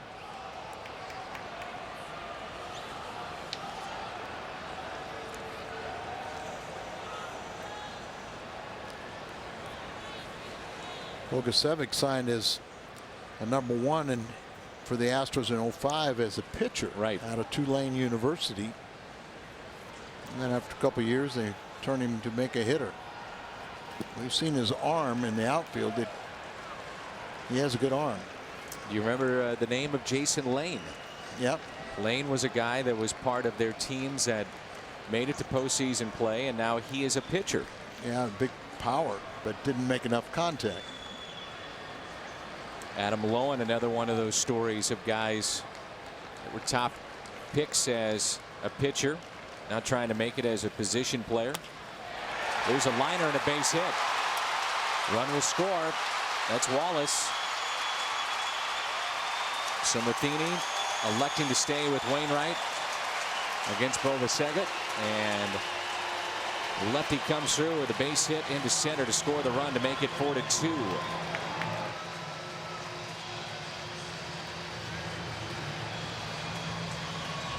Make the move now after 4th hit this inning. and broke his bat, but he just dumps it into the outfield. Scores Brett Wallace, and we got a ball game. You were hoping that he would not have to go to the bullpen, but that's the case. 4-2, Cardinals on top. The biggest event of the summer, it's baseball's greatest stars, and they'll battle for home field advantage in the Fall Classic. Road to the World Series begins with the 2012 Major League Baseball All-Star Game. About a month away, July 10th at 6:30 from Kauffman Stadium, only on Fox. Looking forward to that. So here's Marte, who has to come into the ball game with runners at first and third. 4-2 St. Louis. 7 hits aside, both starters out now. Wainwright strikes out 8, Norris 12. Angel Hernandez behind the plate, and he was a part of 20 combined strikeouts tonight. And we're about halfway through.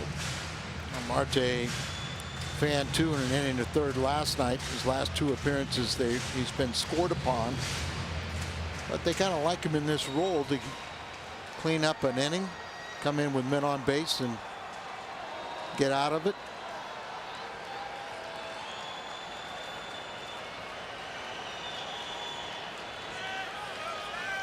Cardinals carry 2 lefties, but Mike went with Wainwright, and there's a fly ball into right field, drops in for a hit.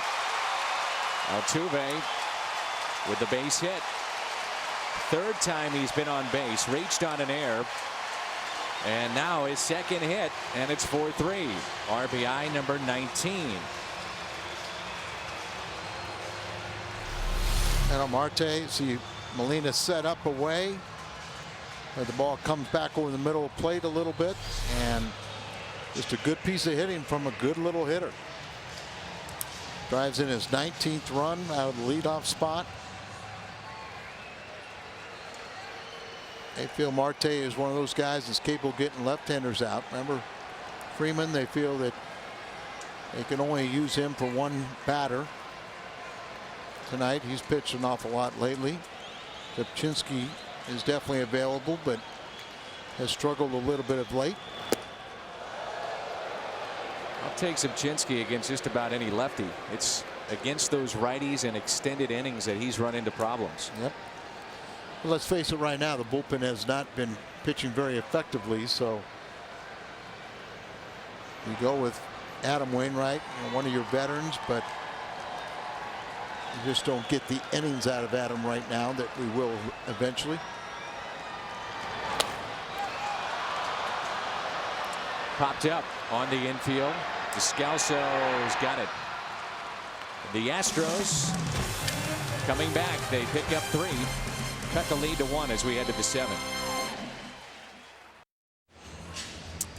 Andy and Michelle from St. Charles and our carsoup.com email the booth question: how much starting pitching depth do the Cardinals have in the minor leagues? Well, you got Rosenthal, Shelby Miller, Carlos Martinez, who was recently promoted to Double-A, probably the 3 biggest names, Al, you hear about. I think the question is, say if Garcia was needed to put on the disabled list, who would be some of the options? We got a lot of good young pitching, but they're in the minor leagues for a reason.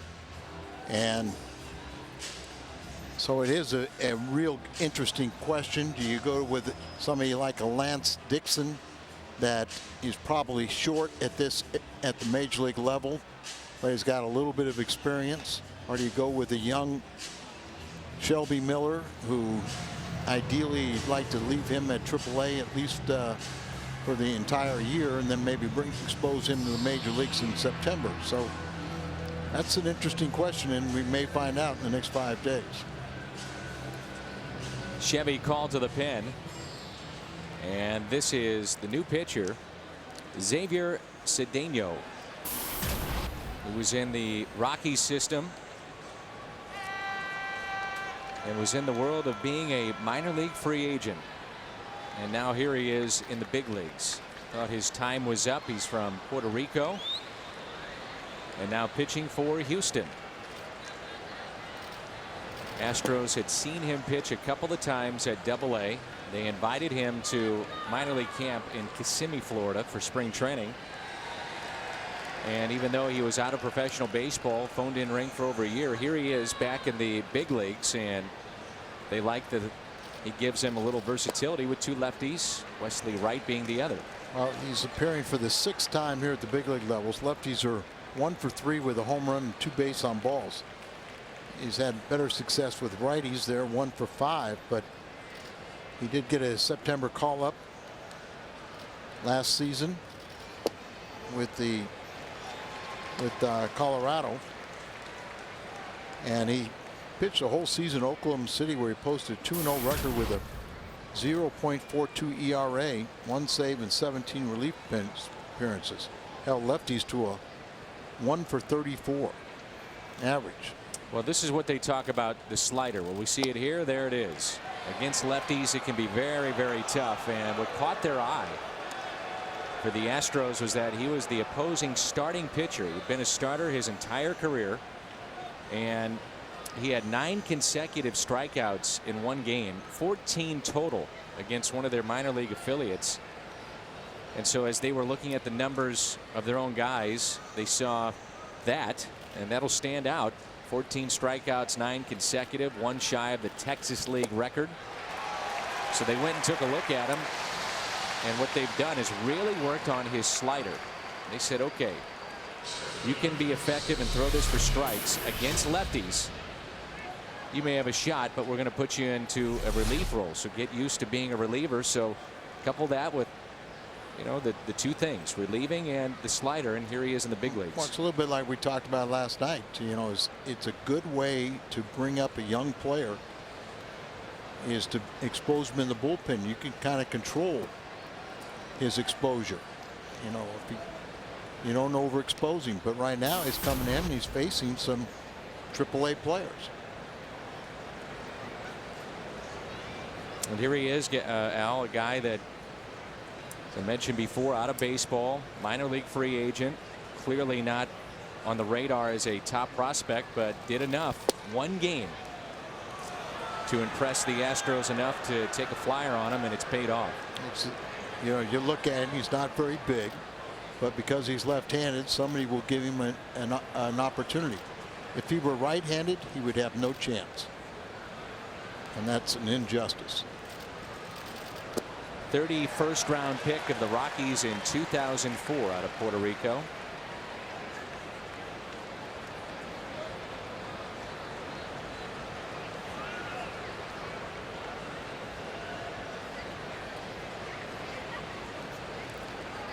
Announced attendance this evening 18,517, 18517. You know that's coming. It's the slider to these lefties. Right-hander getting loose in the pen.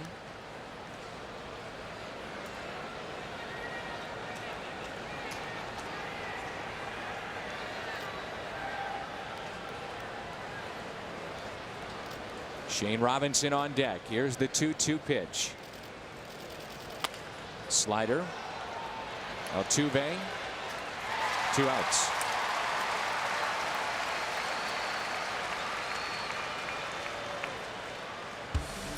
Fox Saturday Baseball. It's baseball night in America from Busch Stadium. Indians and Cardinals. Baseball night in America. The telecast is presented by Budweiser. Begins Saturday at 6, only on Fox. So he got his 2 left-handers. Shane Robinson announced, and Brad Mills will go to his bullpen. He can make a path from the dugout to the mound.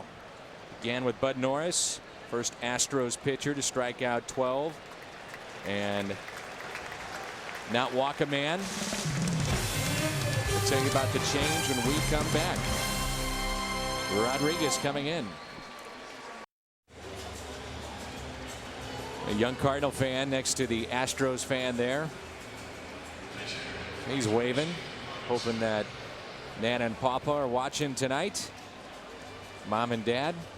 Here's Fernando Rodriguez, his second chance with the Astros 2 years ago. The Angels organization, Franklin and El Paso Community College alum, was with the American League team and now back with Houston. How about the fact he's already got 6 losses? His last outing on Saturday, he received a loss, allowed 1 run and 1 inning of work. He's already got 7 decisions, 1 win and 6 losses. Struck out a batter per inning.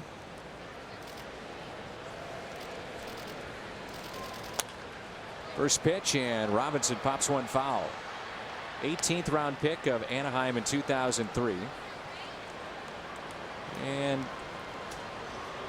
according to Brad Mills, talking before the game, he said he's a different pitcher. 2nd time through now with Houston. And they are giving a lot of guys at least a shot, a chance. There are teams that gave up on a number of players. Not to say that Rodriguez was a high draft choice or that well thought of around Major League Baseball, not one of the guys that was in the conversation of top prospects, but there are some that they have in their system, Al, that were big names and names that were given up on, and Jeff Luhnow said, hey, we got nothing to lose. Absolutely. Let's see what they got. Yeah, they sprinkled through their roster. They got a lot of guys that were released, put on waivers. 6-year minor league free agents. They got to just look at this spot and say, you know, I want to go to spring training with the Astros. I can win a job. Bill DeWitt on the left, the Cardinals owner, principal owner, and John Mozeliak, Cardinals GM, on the right. Talking with John before the game, he said, I'm exhausted. It's been a busy week. Watching games and running the draft, getting through that. Here's the 0-2. You just get the feeling, Al, if the Cardinals can stay around that 500 mark and get healthy, where you are able to see a Lance Berkman come back, you know, Wainwright better and better and better, Carpenter at some point this year, and some of the other players that are on the DL, this division is there for the taking, that no one is going to run away with it. I totally agree. It's popped up, foul territory. Wallace over and with room makes the catch. Time to stretch here in Houston. It's a 1-run ball game. It's coming down to the bullpens tonight. 4-3 St. Louis.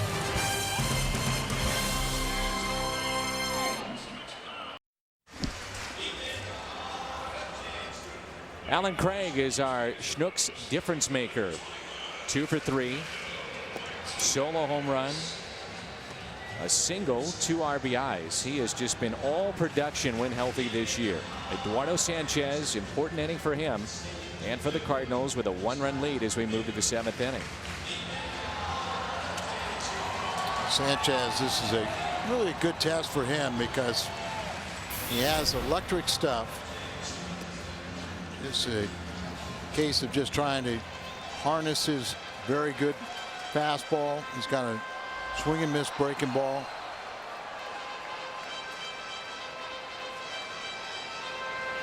One things he needs to kind of work on is he's only retired 4 of the first 7 batters he's faced. Not real bad, but right now in a 1-run ball game, you don't want to give them an easy first runner on base.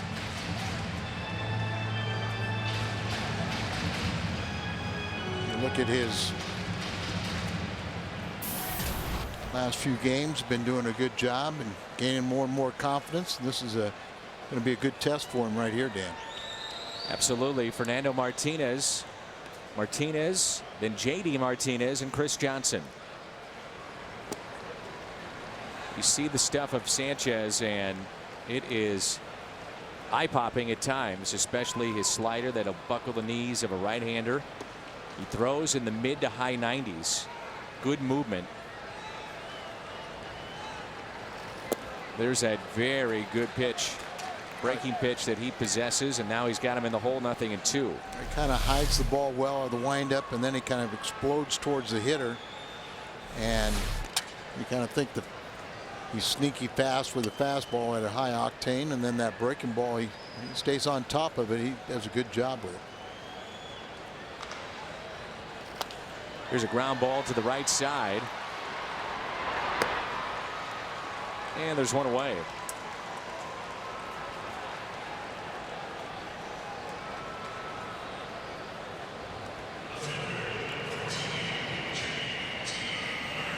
So Mike Matheny going with Sanchez in this spot.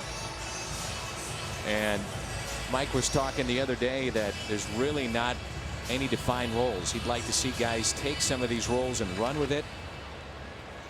Slot them into the 7th, the 8th, and then the 9th. We know Mott is at the back end, but two lefties kind of changes things too. Yeah, and he's got Zipchinski warming up right now, but you know, that's exactly right. You know, Mike wants them to find a slot.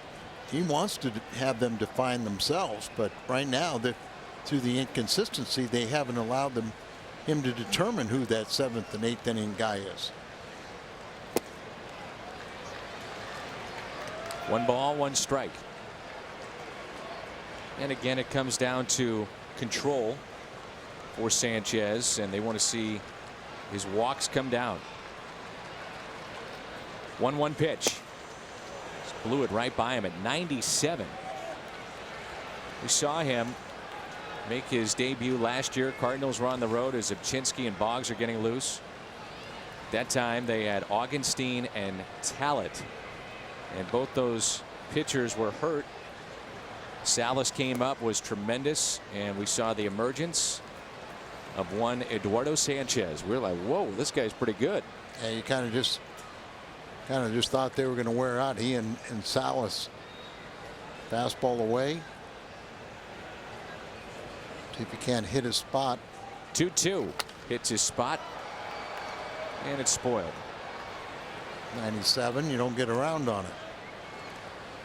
And you can't look for his breaking ball and adjust to that high fastball speed. And his breaking ball is good enough that even if you're looking for it, you may have trouble hitting it. Fastball away again.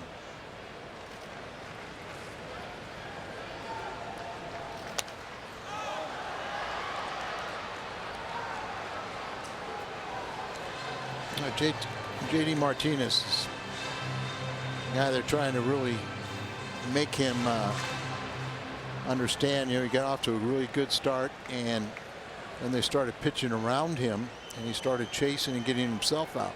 Here's the breaking ball.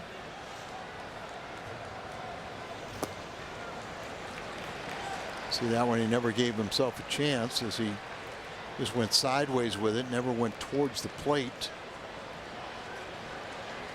Initially, he was drafted by Minnesota, 36th round pick.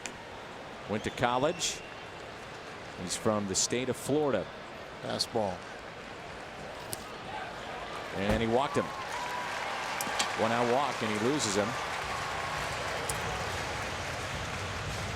Mark Zipchinski will be signing autographs this Friday night. The Busch Bash. Cardinals.com/promotions to find out more. Fireworks after the game. And it's the kids' opening weekend. Friday, Saturday, and Sunday. Good crowds expected. The block party on Saturday with all kinds of games for the kids outside the ballpark. And again, the best part, kids get a ticket to a future game. Friday, Saturday, or Sunday.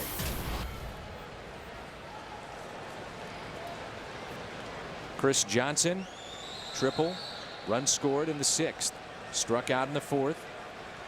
Flied out to left. Locate the fastball. Good one.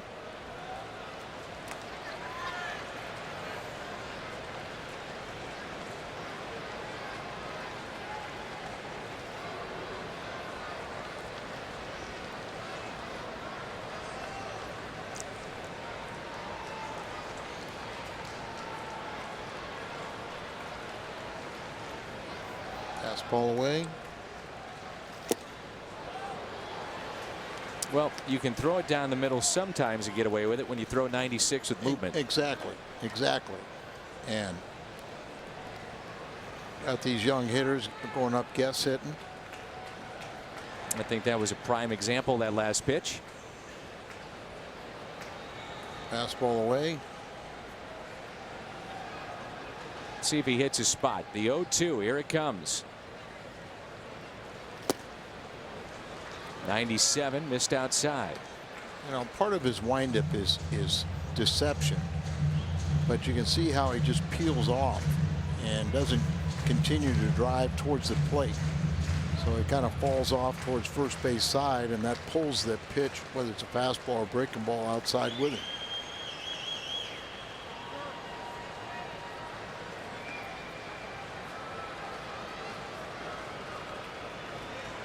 Fastball in. The 1-2. Seen all fastballs so far. And I don't know why you get location in and out, because he's not going to hit his spots. And with his velocity, he doesn't necessarily have to. Johnson played at Stetson University. They're known as the Hatters. I think there may be a couple different Stetsons in Florida. One in St. Petersburg. Fastball away.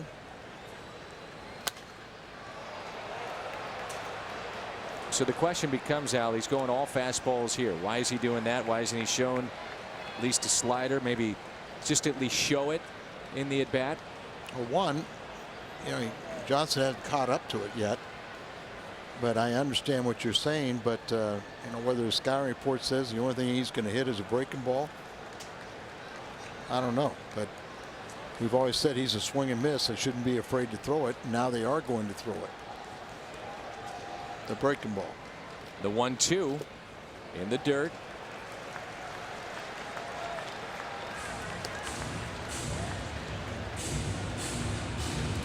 The more pitches he sees, the more opportunity he's going to have to time it.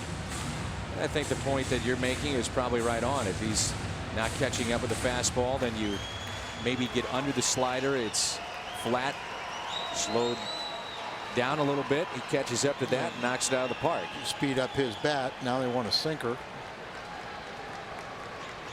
So the 2-2 pulled foul.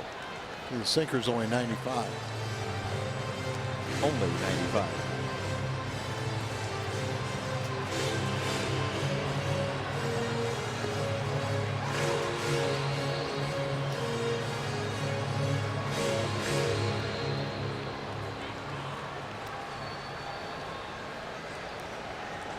This would be the 8th pitch of the at bat. Breaking ball. The 2-2. Got underneath that one, but it was just enough far enough away, off speed, and he gets a strikeout, and he's going to get a handshake from his manager. So he gets a ground out, walk to JD Martinez, strikeout of Chris Johnson, and Brett Wallace is due up. Zipchinski is coming in. We'll have that matchup when we come back. Bottom of the 7th, 4-3 St. Louis. Great test here for both Zipchinski and Brett Wallace. Wallace with an RBI, got the first RBI of the night for Houston. And that was his second since being recalled. We've had the excitement of the Major League Baseball draft, and we've talked about it. There are no guarantees. Remember Brett Wallace, first round selection 2008, number 13 overall. And in the back of his mind, he's probably thinking, what in the heck is going on here? He was drafted high draft choice, thought to be cornerstone of the future in St. Louis. He's traded to Oakland to get Holiday. Then he's traded to Toronto. Then he's in the minor leagues for Houston. Was basically given a job last year. Did not hit for power. They tell him to go hit for power in the minor leagues, and he did it so far. He had 10 home runs at the time of being recalled to the big leagues. Fourth organization already. He had that in about the first 2 years or so, wasn't it? Yep. And he had the 10 home runs. He had driven in 37 in the minor leagues. Here's the 0-1 pitch to Brett Wallace. Tying run is at first. And this is the role I think Cardinals would love to see Zipchinski in. Coming in tight spots, lefty-lefty matchup. And when the Cardinals picked up Arthur Rhodes last year, that's when we saw a great value in Zipchinski. Well, he's not on a real good run right now. Zipchinski. And not pitching as confident as we saw last year. He allowed a 2-run home run to tie the game in the 7th on Monday, but he did earn his first win as the Cardinals came back. He got the loss on the last game in Atlanta, allowing 3 runs on 4 hits in 1 inning. So he's trying to get a goose egg up there in the right way. Here's a 2-1 pitch.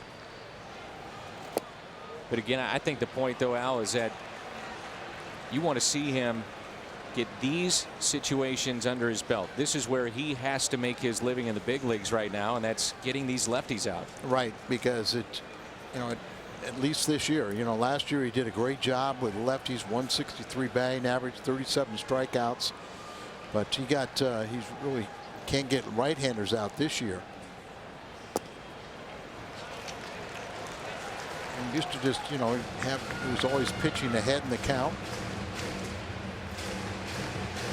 But, it comes and goes, and he's just on a bad streak right now. But all he wants to do is finish off this inning, and I let him start the 8th inning.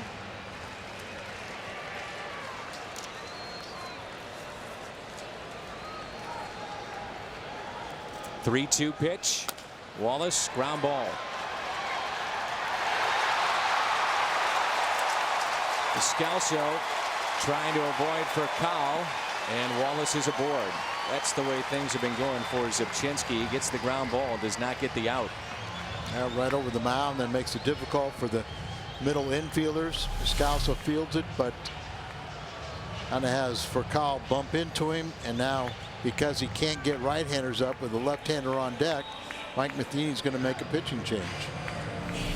Well, since last July, Zipchinski, lefties only hitting 175 against him. The righties 310. So Mike Matheny back to his bullpen. Boggs coming in when we come back.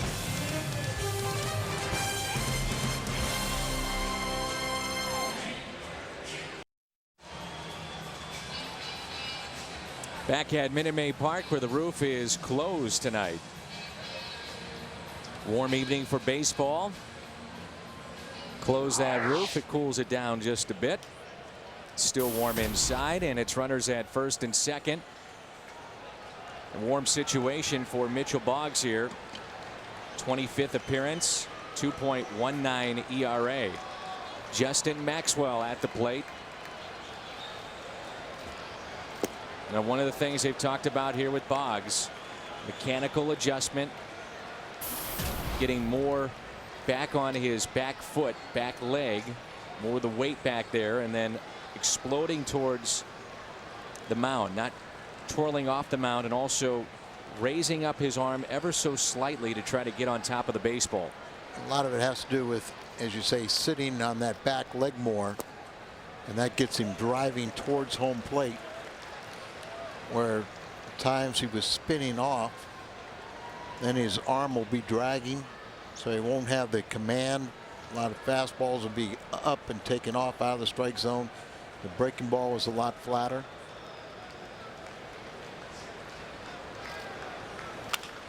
Here's a ground ball. Freeze. Nice play on the backhand. Almost thought that might skip on through, but he makes the play with those soft hands. It's 4-3 St. Louis.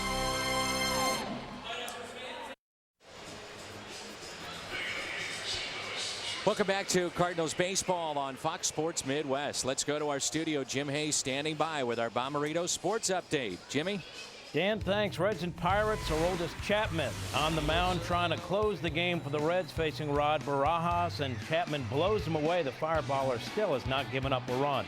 The Reds win it 5-4. Dan, we send it back to you. So Cincinnati with that win, they go to 31-24.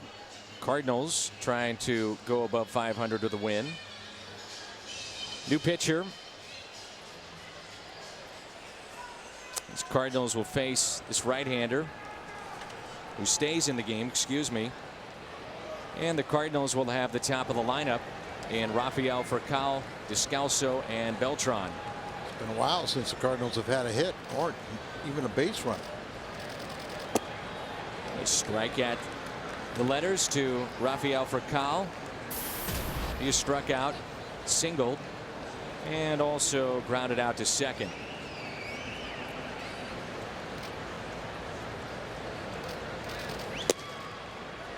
Furcal, Descalso, and Beltran. Last base runner for the Cardinals, it was a good one. It was Alan Craig, home run back in the third, but Bud Norris and the bullpen have shut down, what, 14 in a row. Last time we've seen the Cardinals do some damage was with the solo home run by Alan Craig in the third. Redbirds have 13 strikeouts tonight, 12 of those for Bud Norris. Got off to a great start. 3 runs, 5 hits. First inning, and just 2 hits since then, and only 1 time denting the scoreboard with Alan Craig's 7th home run. A lot of strikeouts in between.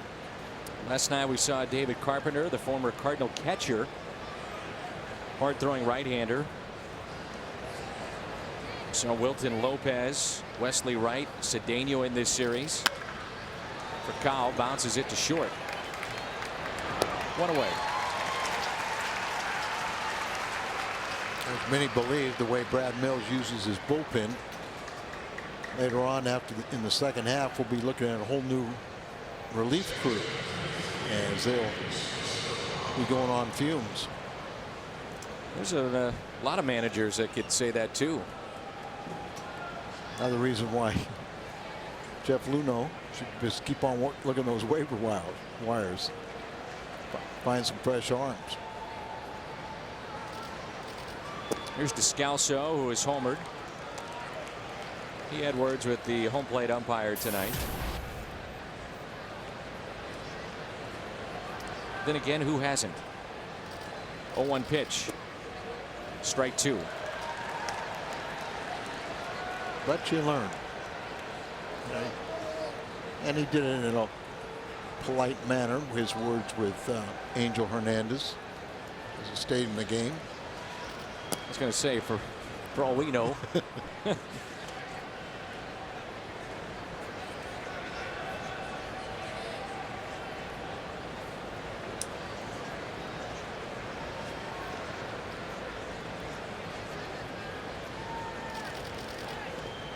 In the dirt, and a strikeout of Descalso. That sums up what he thinks of the strike zone. So 14 strikeouts by the Cardinals lineup tonight. And I'm sure if you ask Daniel, he's going to say, look, I felt like I had to protect the plate even though that pitch is in the dirt. 2 low strikes against me. Booze for Beltran. But he's also going to say, what I'm most frustrated about is why didn't he check down with the third base umpire? Borderline. In Angel Hernandez's mind, he just called it himself. But you're right. The strike zone has forced hitters to expand their zone. No question. And when you do that, you're doing a favor to the pitcher. And these guys are so good at this level. You see the shift is on for Beltran. Those pitchers will expose that. They'll just keep going right at it. Well, if you're smart, and of course, Cardinal pitchers can do the same thing.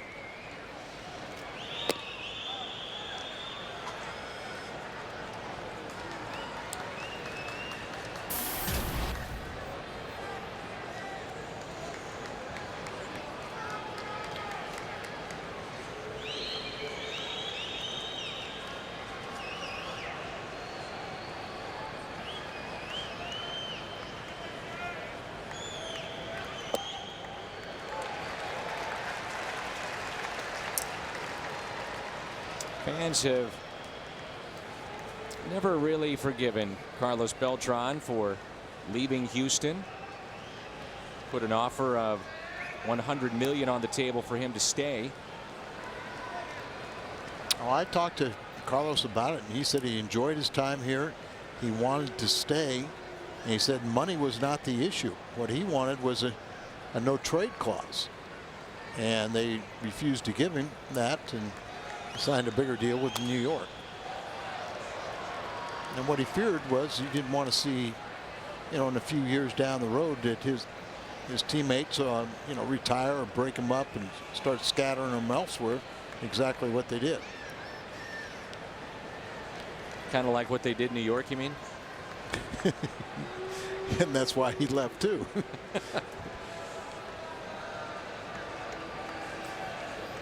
Here's a 3-2 pitch. He also got tired of seeing his season's ends with the Cardinals, going on to postseason after. 2 Game 7s he's been a part of the league championship series against St. Louis. And he's gone home and the Cardinals went on. First one, though, no fault of his own. He was spectacular. Cardinal pitching made that contract for him. He owes St. Louis something, and he has been delivering. Here's a 3-2. Hit out of play. And it wasn't just what he did at the plate. Remember, he had a couple of diving catches as well. That team was loaded as well in 2004 when you had Beltran and Kent, Biggio, Bagwell, Berkman. What a lineup. It was just, those were fun games between the Cardinals and Astros, and just so professionally played. Curveball. Shift is on, so Lowry is there and makes the play. May have been slowed up just enough from that man.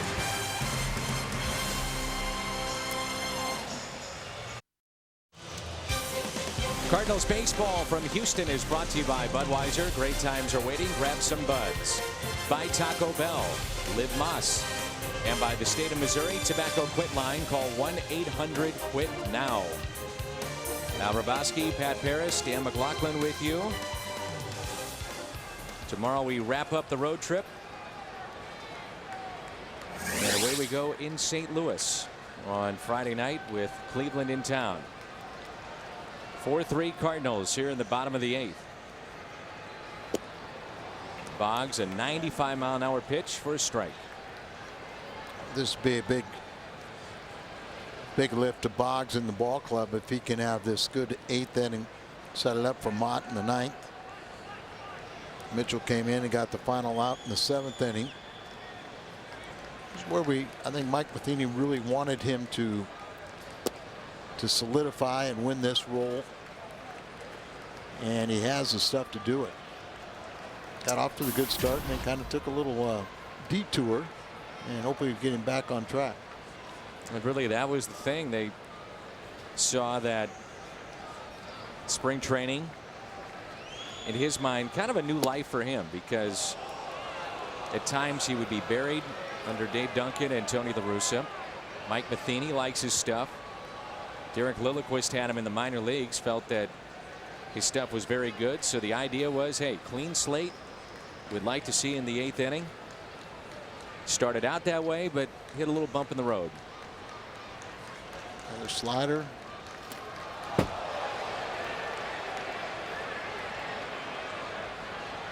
Nothing wrong with being effectively wild. Put a little fear in the hitter, and there's nothing. It's a good asset.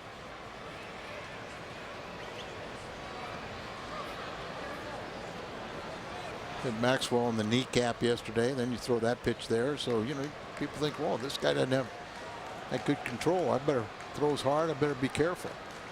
Fastball away after the breaking ball that he had to dance to get out of the way of.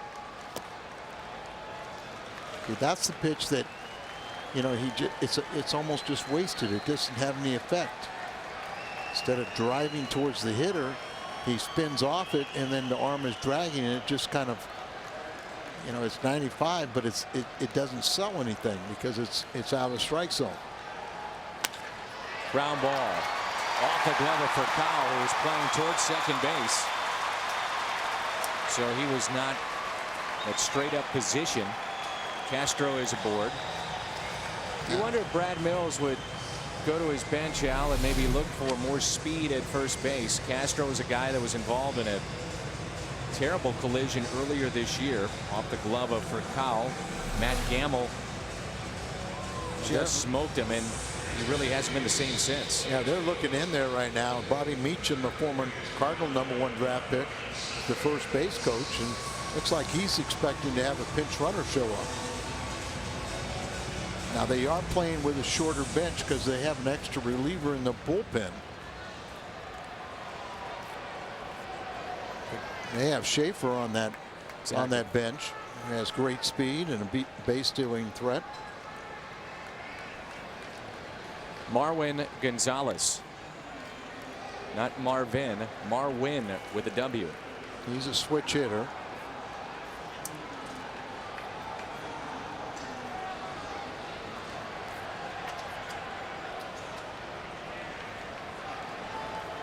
Jordan Lyles was optioned to AAA. And Gonzalez gets a chance. Bunting. It's a good one. Adams throws it away. Castro being waved in. Descalso spinning to get to it. Fires home. And got him! He got him! That is the play of the night. And they got an injured player. Gonzalez hurt himself. Looked like we were watching home plate. He's stumbling around behind second base as he must have slid into second base hard and injured feels like his heel or ankle. But may have been too at first base too, Al. I'm not sure. Yeah, maybe got stepped on or something. But how many times have we come to Houston and we say that Dave Clark, as we take a look at the play, there's the bad throw, which ends up coming to being a good play because Descalso gets to it quickly, fires here, and Molina has enough time to apply the tag. There's the bad throw. He trips over, but it looked like he got up and it looked like he was running okay that first step. Let's watch here. So I guess, Al, what you're saying is why would you send him with nobody out? Well, what I'm going to say is how many times have we criticized Dave Clark for being so conservative and never sending a runner home? I was shocked that he sent him. And did he send him or not? Couldn't really tell in that. It looked like he was winding him up, but as I said, I mean, how many times have I just criticized his conservative style of coaching third base? And then the one time he shows me he uses bad decision making. And Al, you know, as we talked about earlier, you can make a case, as crazy as this sounds, but it's not Carlos Lee. It's not Chris Johnson or Wallace or Castro, but it's Altuve who's coming up. That's been their greatest threat at the plate. And another aspect is it looks like Gonzalez will come out of this game, but you know, that's Jason Castro, who missed all last year with an ACL. Then he also had the seismic bone in his foot that was surgically repaired this year. So he's not running that well anyway. Well, again, you go back to, you have Schaefer on the bench that you could have pinch run him for. They didn't do that either. So a couple of decisions that go the Cardinals' way. Boggs gets a break. And this is going to be Jay Happ, the pitcher, who will start tomorrow. He'll be the pinch runner. That's always a little risky using tomorrow's starter. But Jay Happ and it's J.A. Happ, pronounced J. But, you know, he was a tremendous high school basketball player. So maybe he's a little better athlete than most pitchers. On their bench right now, they have the backup catcher for tonight. That's Chris Snyder, who started game one, and Schaefer, the outfielder, that is left on their bench position player wise. Here's Altuve, who's been on base 3 times. You could have second and third and nobody out with Altuve up.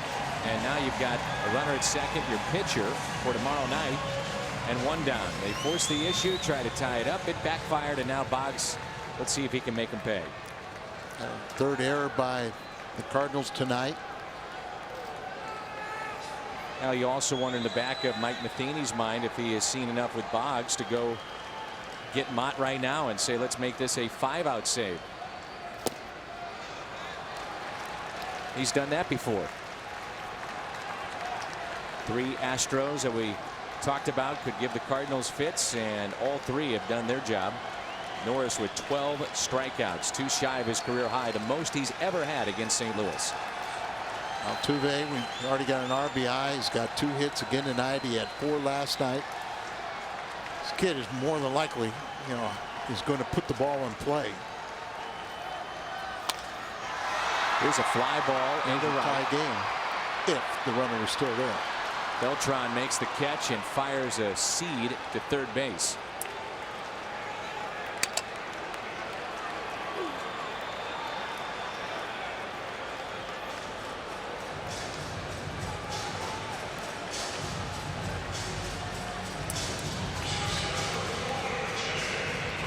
They may want to turn Brett Lowry around or bring in Mott right now for a 4-out save, but he's a switch hitter. He's a much better hitter from the left side.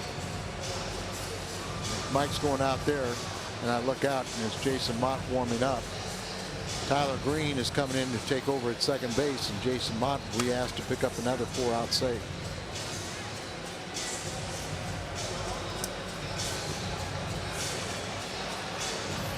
You lose the defense of Descalso. Outstanding defensive player, but Mike wants to go with the double switch. 4-3 St. Louis here in the bottom of the 8th. Jason Mott will be asked to get a 4-out save. 9 saves and 12 opportunities. A record of 3-2. Part of the double switch as Tyler Green comes in the ball game, and he'll play second base. Saw Descalso make 2 just outstanding plays. Back in the first on a diving backhanded play, and then just moments ago throwing to the plate to save a run. Wesley Wright is now the pinch runner, so Happ is out. And Wesley, he's their best left-handed pitcher out of that bullpen, Wesley Wright. And now you look at the Cardinals coming up. They've got righties coming up in Craig, Freese, and Molina. Well, so if they elect to keep Wright in, you've now used both your lefties. I think it's the fact that they have just been abusing Wesley Wright, that he's got the day off. And you are in the 9th inning. We'll see. They go to their closer, Meyer. Most times you'd say, okay, situational lefty, so what? Those guys are every game, it seems like, available and ready to go. Here's a 1-0 pitch taken high and inside by Jed Lowry, who's really jump started his career again, the age of 28, and moved from Boston, and one of the parts that might be attractive for a contending team at the deadline.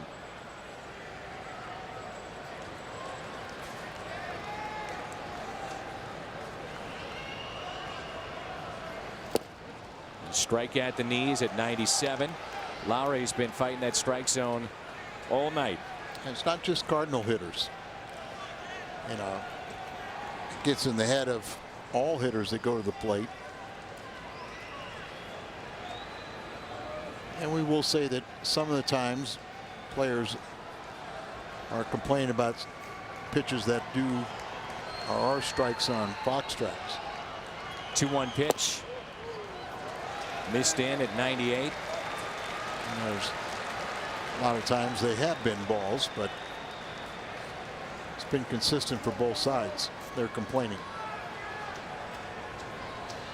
Jed Lowry, switch hitter, arguably their best position player this year with Altuve.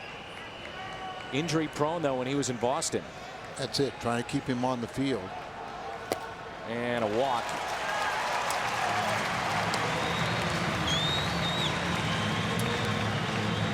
You bring in Mott to try to turn him around, and now you've got Martinez. Martinez, tough night. Twice he has grounded out to second, and he struck out twice.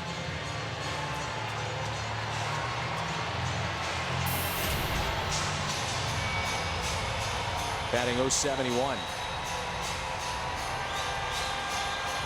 He's a major leaguer, so respect him.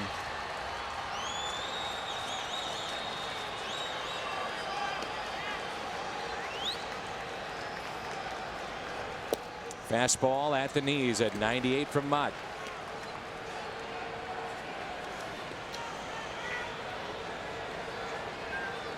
Martinez was hitting .319 with 14 doubles, 8 home runs, 38 RBIs in 51 games before his recall.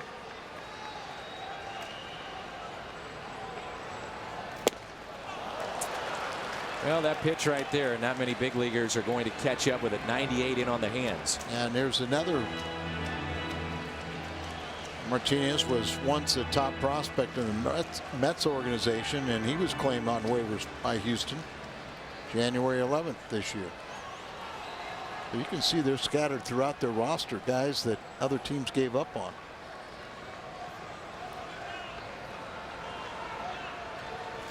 And he struck him out. Mott gets the strikeout. Some boos.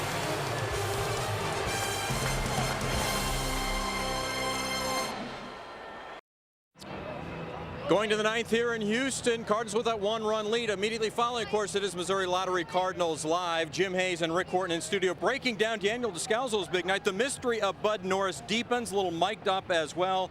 Dan L. Brandon Lyons into the game now to pitch for the Astros. Yeah, and he's a guy, Pat, that has had closing experience in the past. So Myers is their closer, Lyon the setup man. And he's also been a guy that has dealt with a ton of health issues, arm problems throughout his career, but when healthy, very effective. And it makes a nice combo at the end, especially when you're in a game like this where you're trailing by 1 run. You expect him to shut down the Cardinal offense, or at least Houston thinks he will shut down the Cardinal offense. And it sure wouldn't hurt for a couple insurance runs.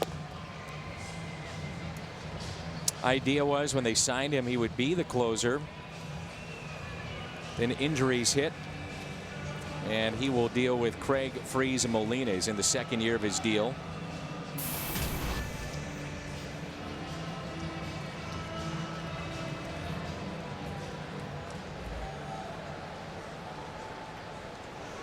Lyon really responsible for the bulk of their issues a year ago early on. ERA that was in double figures.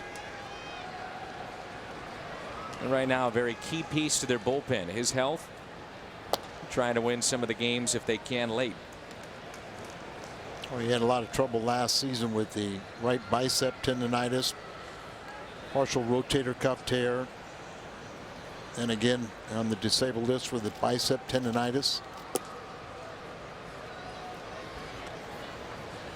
Not too many players out of Utah, but he was the Utah Player of the Year during his senior year in high school.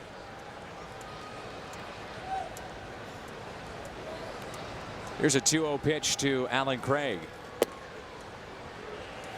Not the hard thrower that he once was, still throwing in the low 90s, but remember when he first arrived on the scene, he was occasionally upper 90s and consistently 95, 96. Best years were with Arizona. 2-1 pitch to Craig. Rips it to third. First out. And that's what he wants to do, is he's a ground ball pitcher. Brandon Lyon, one of those guys that could be a piece at the deadline for a contending team.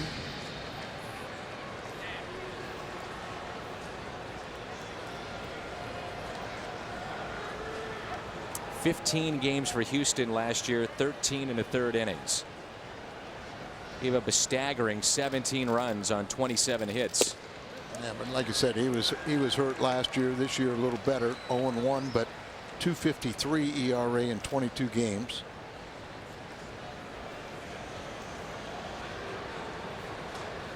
Oh, 0-1 pitch to David Freese. Since April 16th, he's got an ERA under 1.90. And in talking with their coaching staff, they feel now, year removed from that surgery, he's got better command. And that was the real issue last year. Stuff wasn't as sharp, clearly, but couldn't locate, had no feel for his pitches. Well, that's a real problem, isn't it? You bet.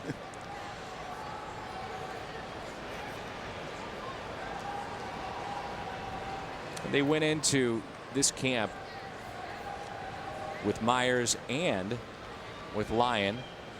considered to be closers. That was Jeff Luhnow. Myers didn't know that. He was still in the idea that he was back in the rotation. Strikeout of Freeze. He questions the strike zone again. Again, this is a team that only converted 25 of 50 saves last year. This copyrighted telecast is presented by the authority of the Cardinals. May not be reproduced or retransmitted in any form, and the accounts and descriptions of this game may not be disseminated without the express written consent of the St. Louis Cardinals. Well, Dan, you talked about a young team like this. Now all of a sudden they feel like they are competitive, particularly when they play in this ballpark where they play very well. 18-12 to this point with only 6 wins on the road. You know, they just kind of feeling their oats when they play at home.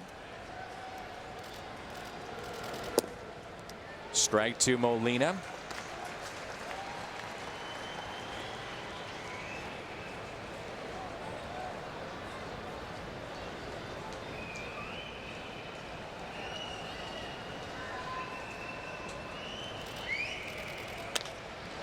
And Yachty hits a high fly ball. Catch is made. Mott returns to the mound when we come back. Cardinals with a lead of 4-3. Mott trying to finish this baby off and take a split in the first 2 games. Rubber game tomorrow. Cardinals, by the way, will face Jay Happ. And at home, Happ, along with his teammates, a different team. ERA is over 3 at home.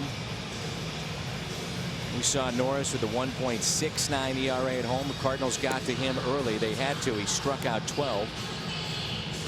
And the Astros offensively for Brad Mills, averaging close to 5 runs a game at home. So this is a completely different team. And you look at it on paper, you say, okay, they've dropped 8 of 9, and one point they lost 8 straight until the win on Sunday. It's going to be a cakewalk. That's not the case when you come here. No. And anytime you think you can just dominate a team and take them lightly, you know, they'll jump up and prove you wrong. Come in, you think you're supposed to dominate against them, but we've made 3 errors. They've made none.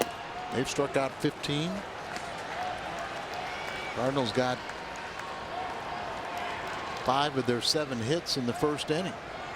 And other than the Craig home run in the 3rd, they've been shut down.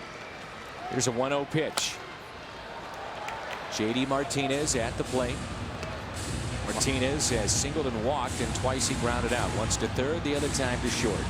Mott had to go through the heart of the Mets order on Monday, reaching a 4-out save. It was number 9. Gave up no hits, no walks, and struck out 2 in that inning and a third. Has to do the same here. Fisted. Center. Base hit. Tying run is on. Winning run will come to the plate.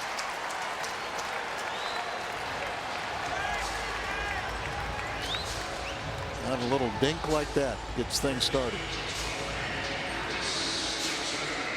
Chris Johnson. Now Schaefer is going to pinch run for Martinez. So they got a speedster out there. Now this is where you get that game within the game, and you know, if you're at the plate, you're Chris Johnson. Does Brad Mills ask you to take a pitch? Let Schaefer maybe steal. Tough combination here, though, with Mott as hard as he throws and as good as Yachty's been, and continues to be. 14 steals for Schaefer at first. Not running. Fouled away.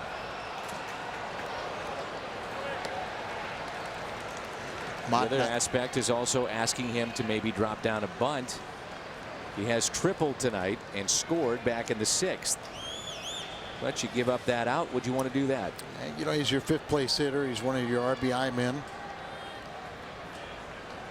You know, the Sky Report, I thought on Johnson, he has trouble with right-handers breaking balls. So, you know, supposed to be a good fastball hitter. he's going to see a really good fastball.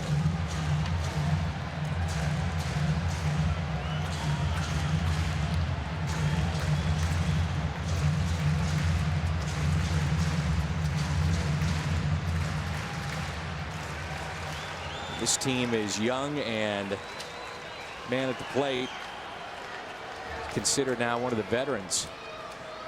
Johnson, 0-2.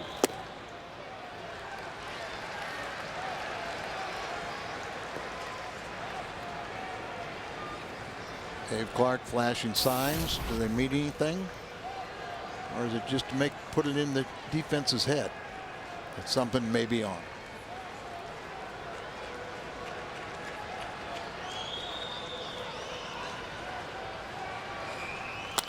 Ground ball, could be 2. Out at second. The turn by Green. It's a double play. 6-4-3 on the double play. 1 out away from a win for St. Louis, and a save from Mott as we turn to our player of the game presented by Budweiser. Adam Wainwright, 5 2/3. 7 hits, gave up 3 runs. They all were earned. Walked 1 and struck out 8. If you put a fast runner at first base and you don't run him, you kind of wonder why do it now? What if Wallace hits a home run and now you used another bullet? You only have 1 extra man. Wait till he got into scoring position.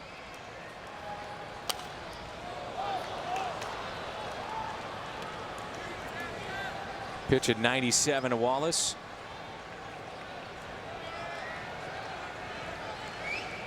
For the defense, the outfielders can play very deep.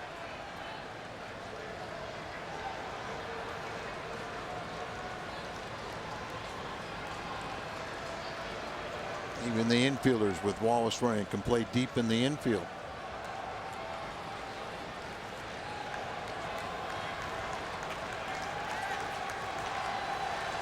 Wallace picked up the first RBI back in the 6th. 2 hits tonight, also lined out. And he's hit by the pitch. 99 up and in on Wallace.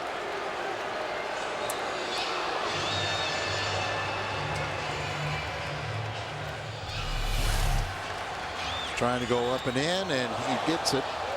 And he gets Wallace right around the elbow, and that can't feel good.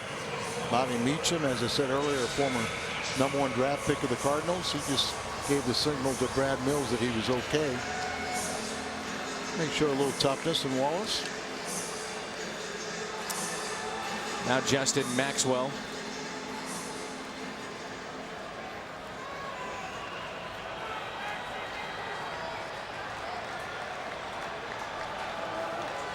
All right, points that bat at the pitcher.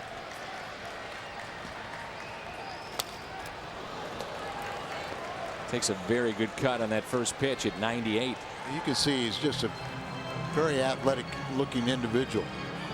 Got caught up in the numbers games with the Yankees and got wavered, and Houston picked him up.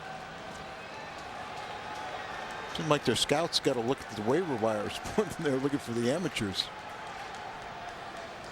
Here's the 0-1. Off speed pitch, a little cutter maybe. I think it was a cutter. 92. 92, but you could definitely tell it was off speed from the 99. So he's got him 0-2. Young hitter that will expand his zone. He will chase. He struck out a couple times tonight. See if he'll go up the ladder and chase it. And he got him. It's a strikeout from Mott. The Cardinals hold on. The bullpen is able to make it stick tonight, and they win it by the score of 4-3. Big night for Alan Craig and Wainwright. Descalso defensively and at the plate. The Cardinals hold on. They take game 2, and we've got the rubber game out tomorrow night. Well, it's good game right here, because the offense has been carrying so much of the load. They got a good start in this game, but then they stalled, and it was eventually the bullpen that did their job. So nice going. Mott picks up his 10th save, and you know, it's been a tough road trip. It's only the 2nd win on the road trip. Look good to win tomorrow, and at least come home with a little momentum. Don't go away. Missouri Lottery Cardinals Live. Our post-game show comes your way next. The Cardinals hold on 4-3, the final in Game 2 of the series. The Cardinals beat back Bud Norris and the Astros 4-3 tonight in Houston. Ricky Horton is here to break it down on Missouri Lottery Cardinals Live.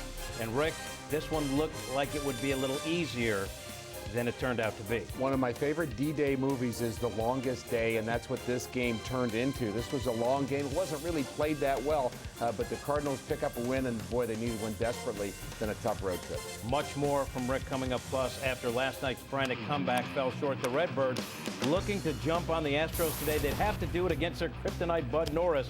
Could the Redbirds finally solve this right-handed riddle? Plus, as good as Norris has been against the Cards, Adam Wainwright has been better against the Astros. We'll tell you why he wasn't able to keep Houston grounded. And we'll take you back to Texas for player reaction. Plus, on the anniversary of his MLB debut, we'll ask the president of the Mitchell Box Fan Club to break down his stuff. Happy National Drive-In Theater Day.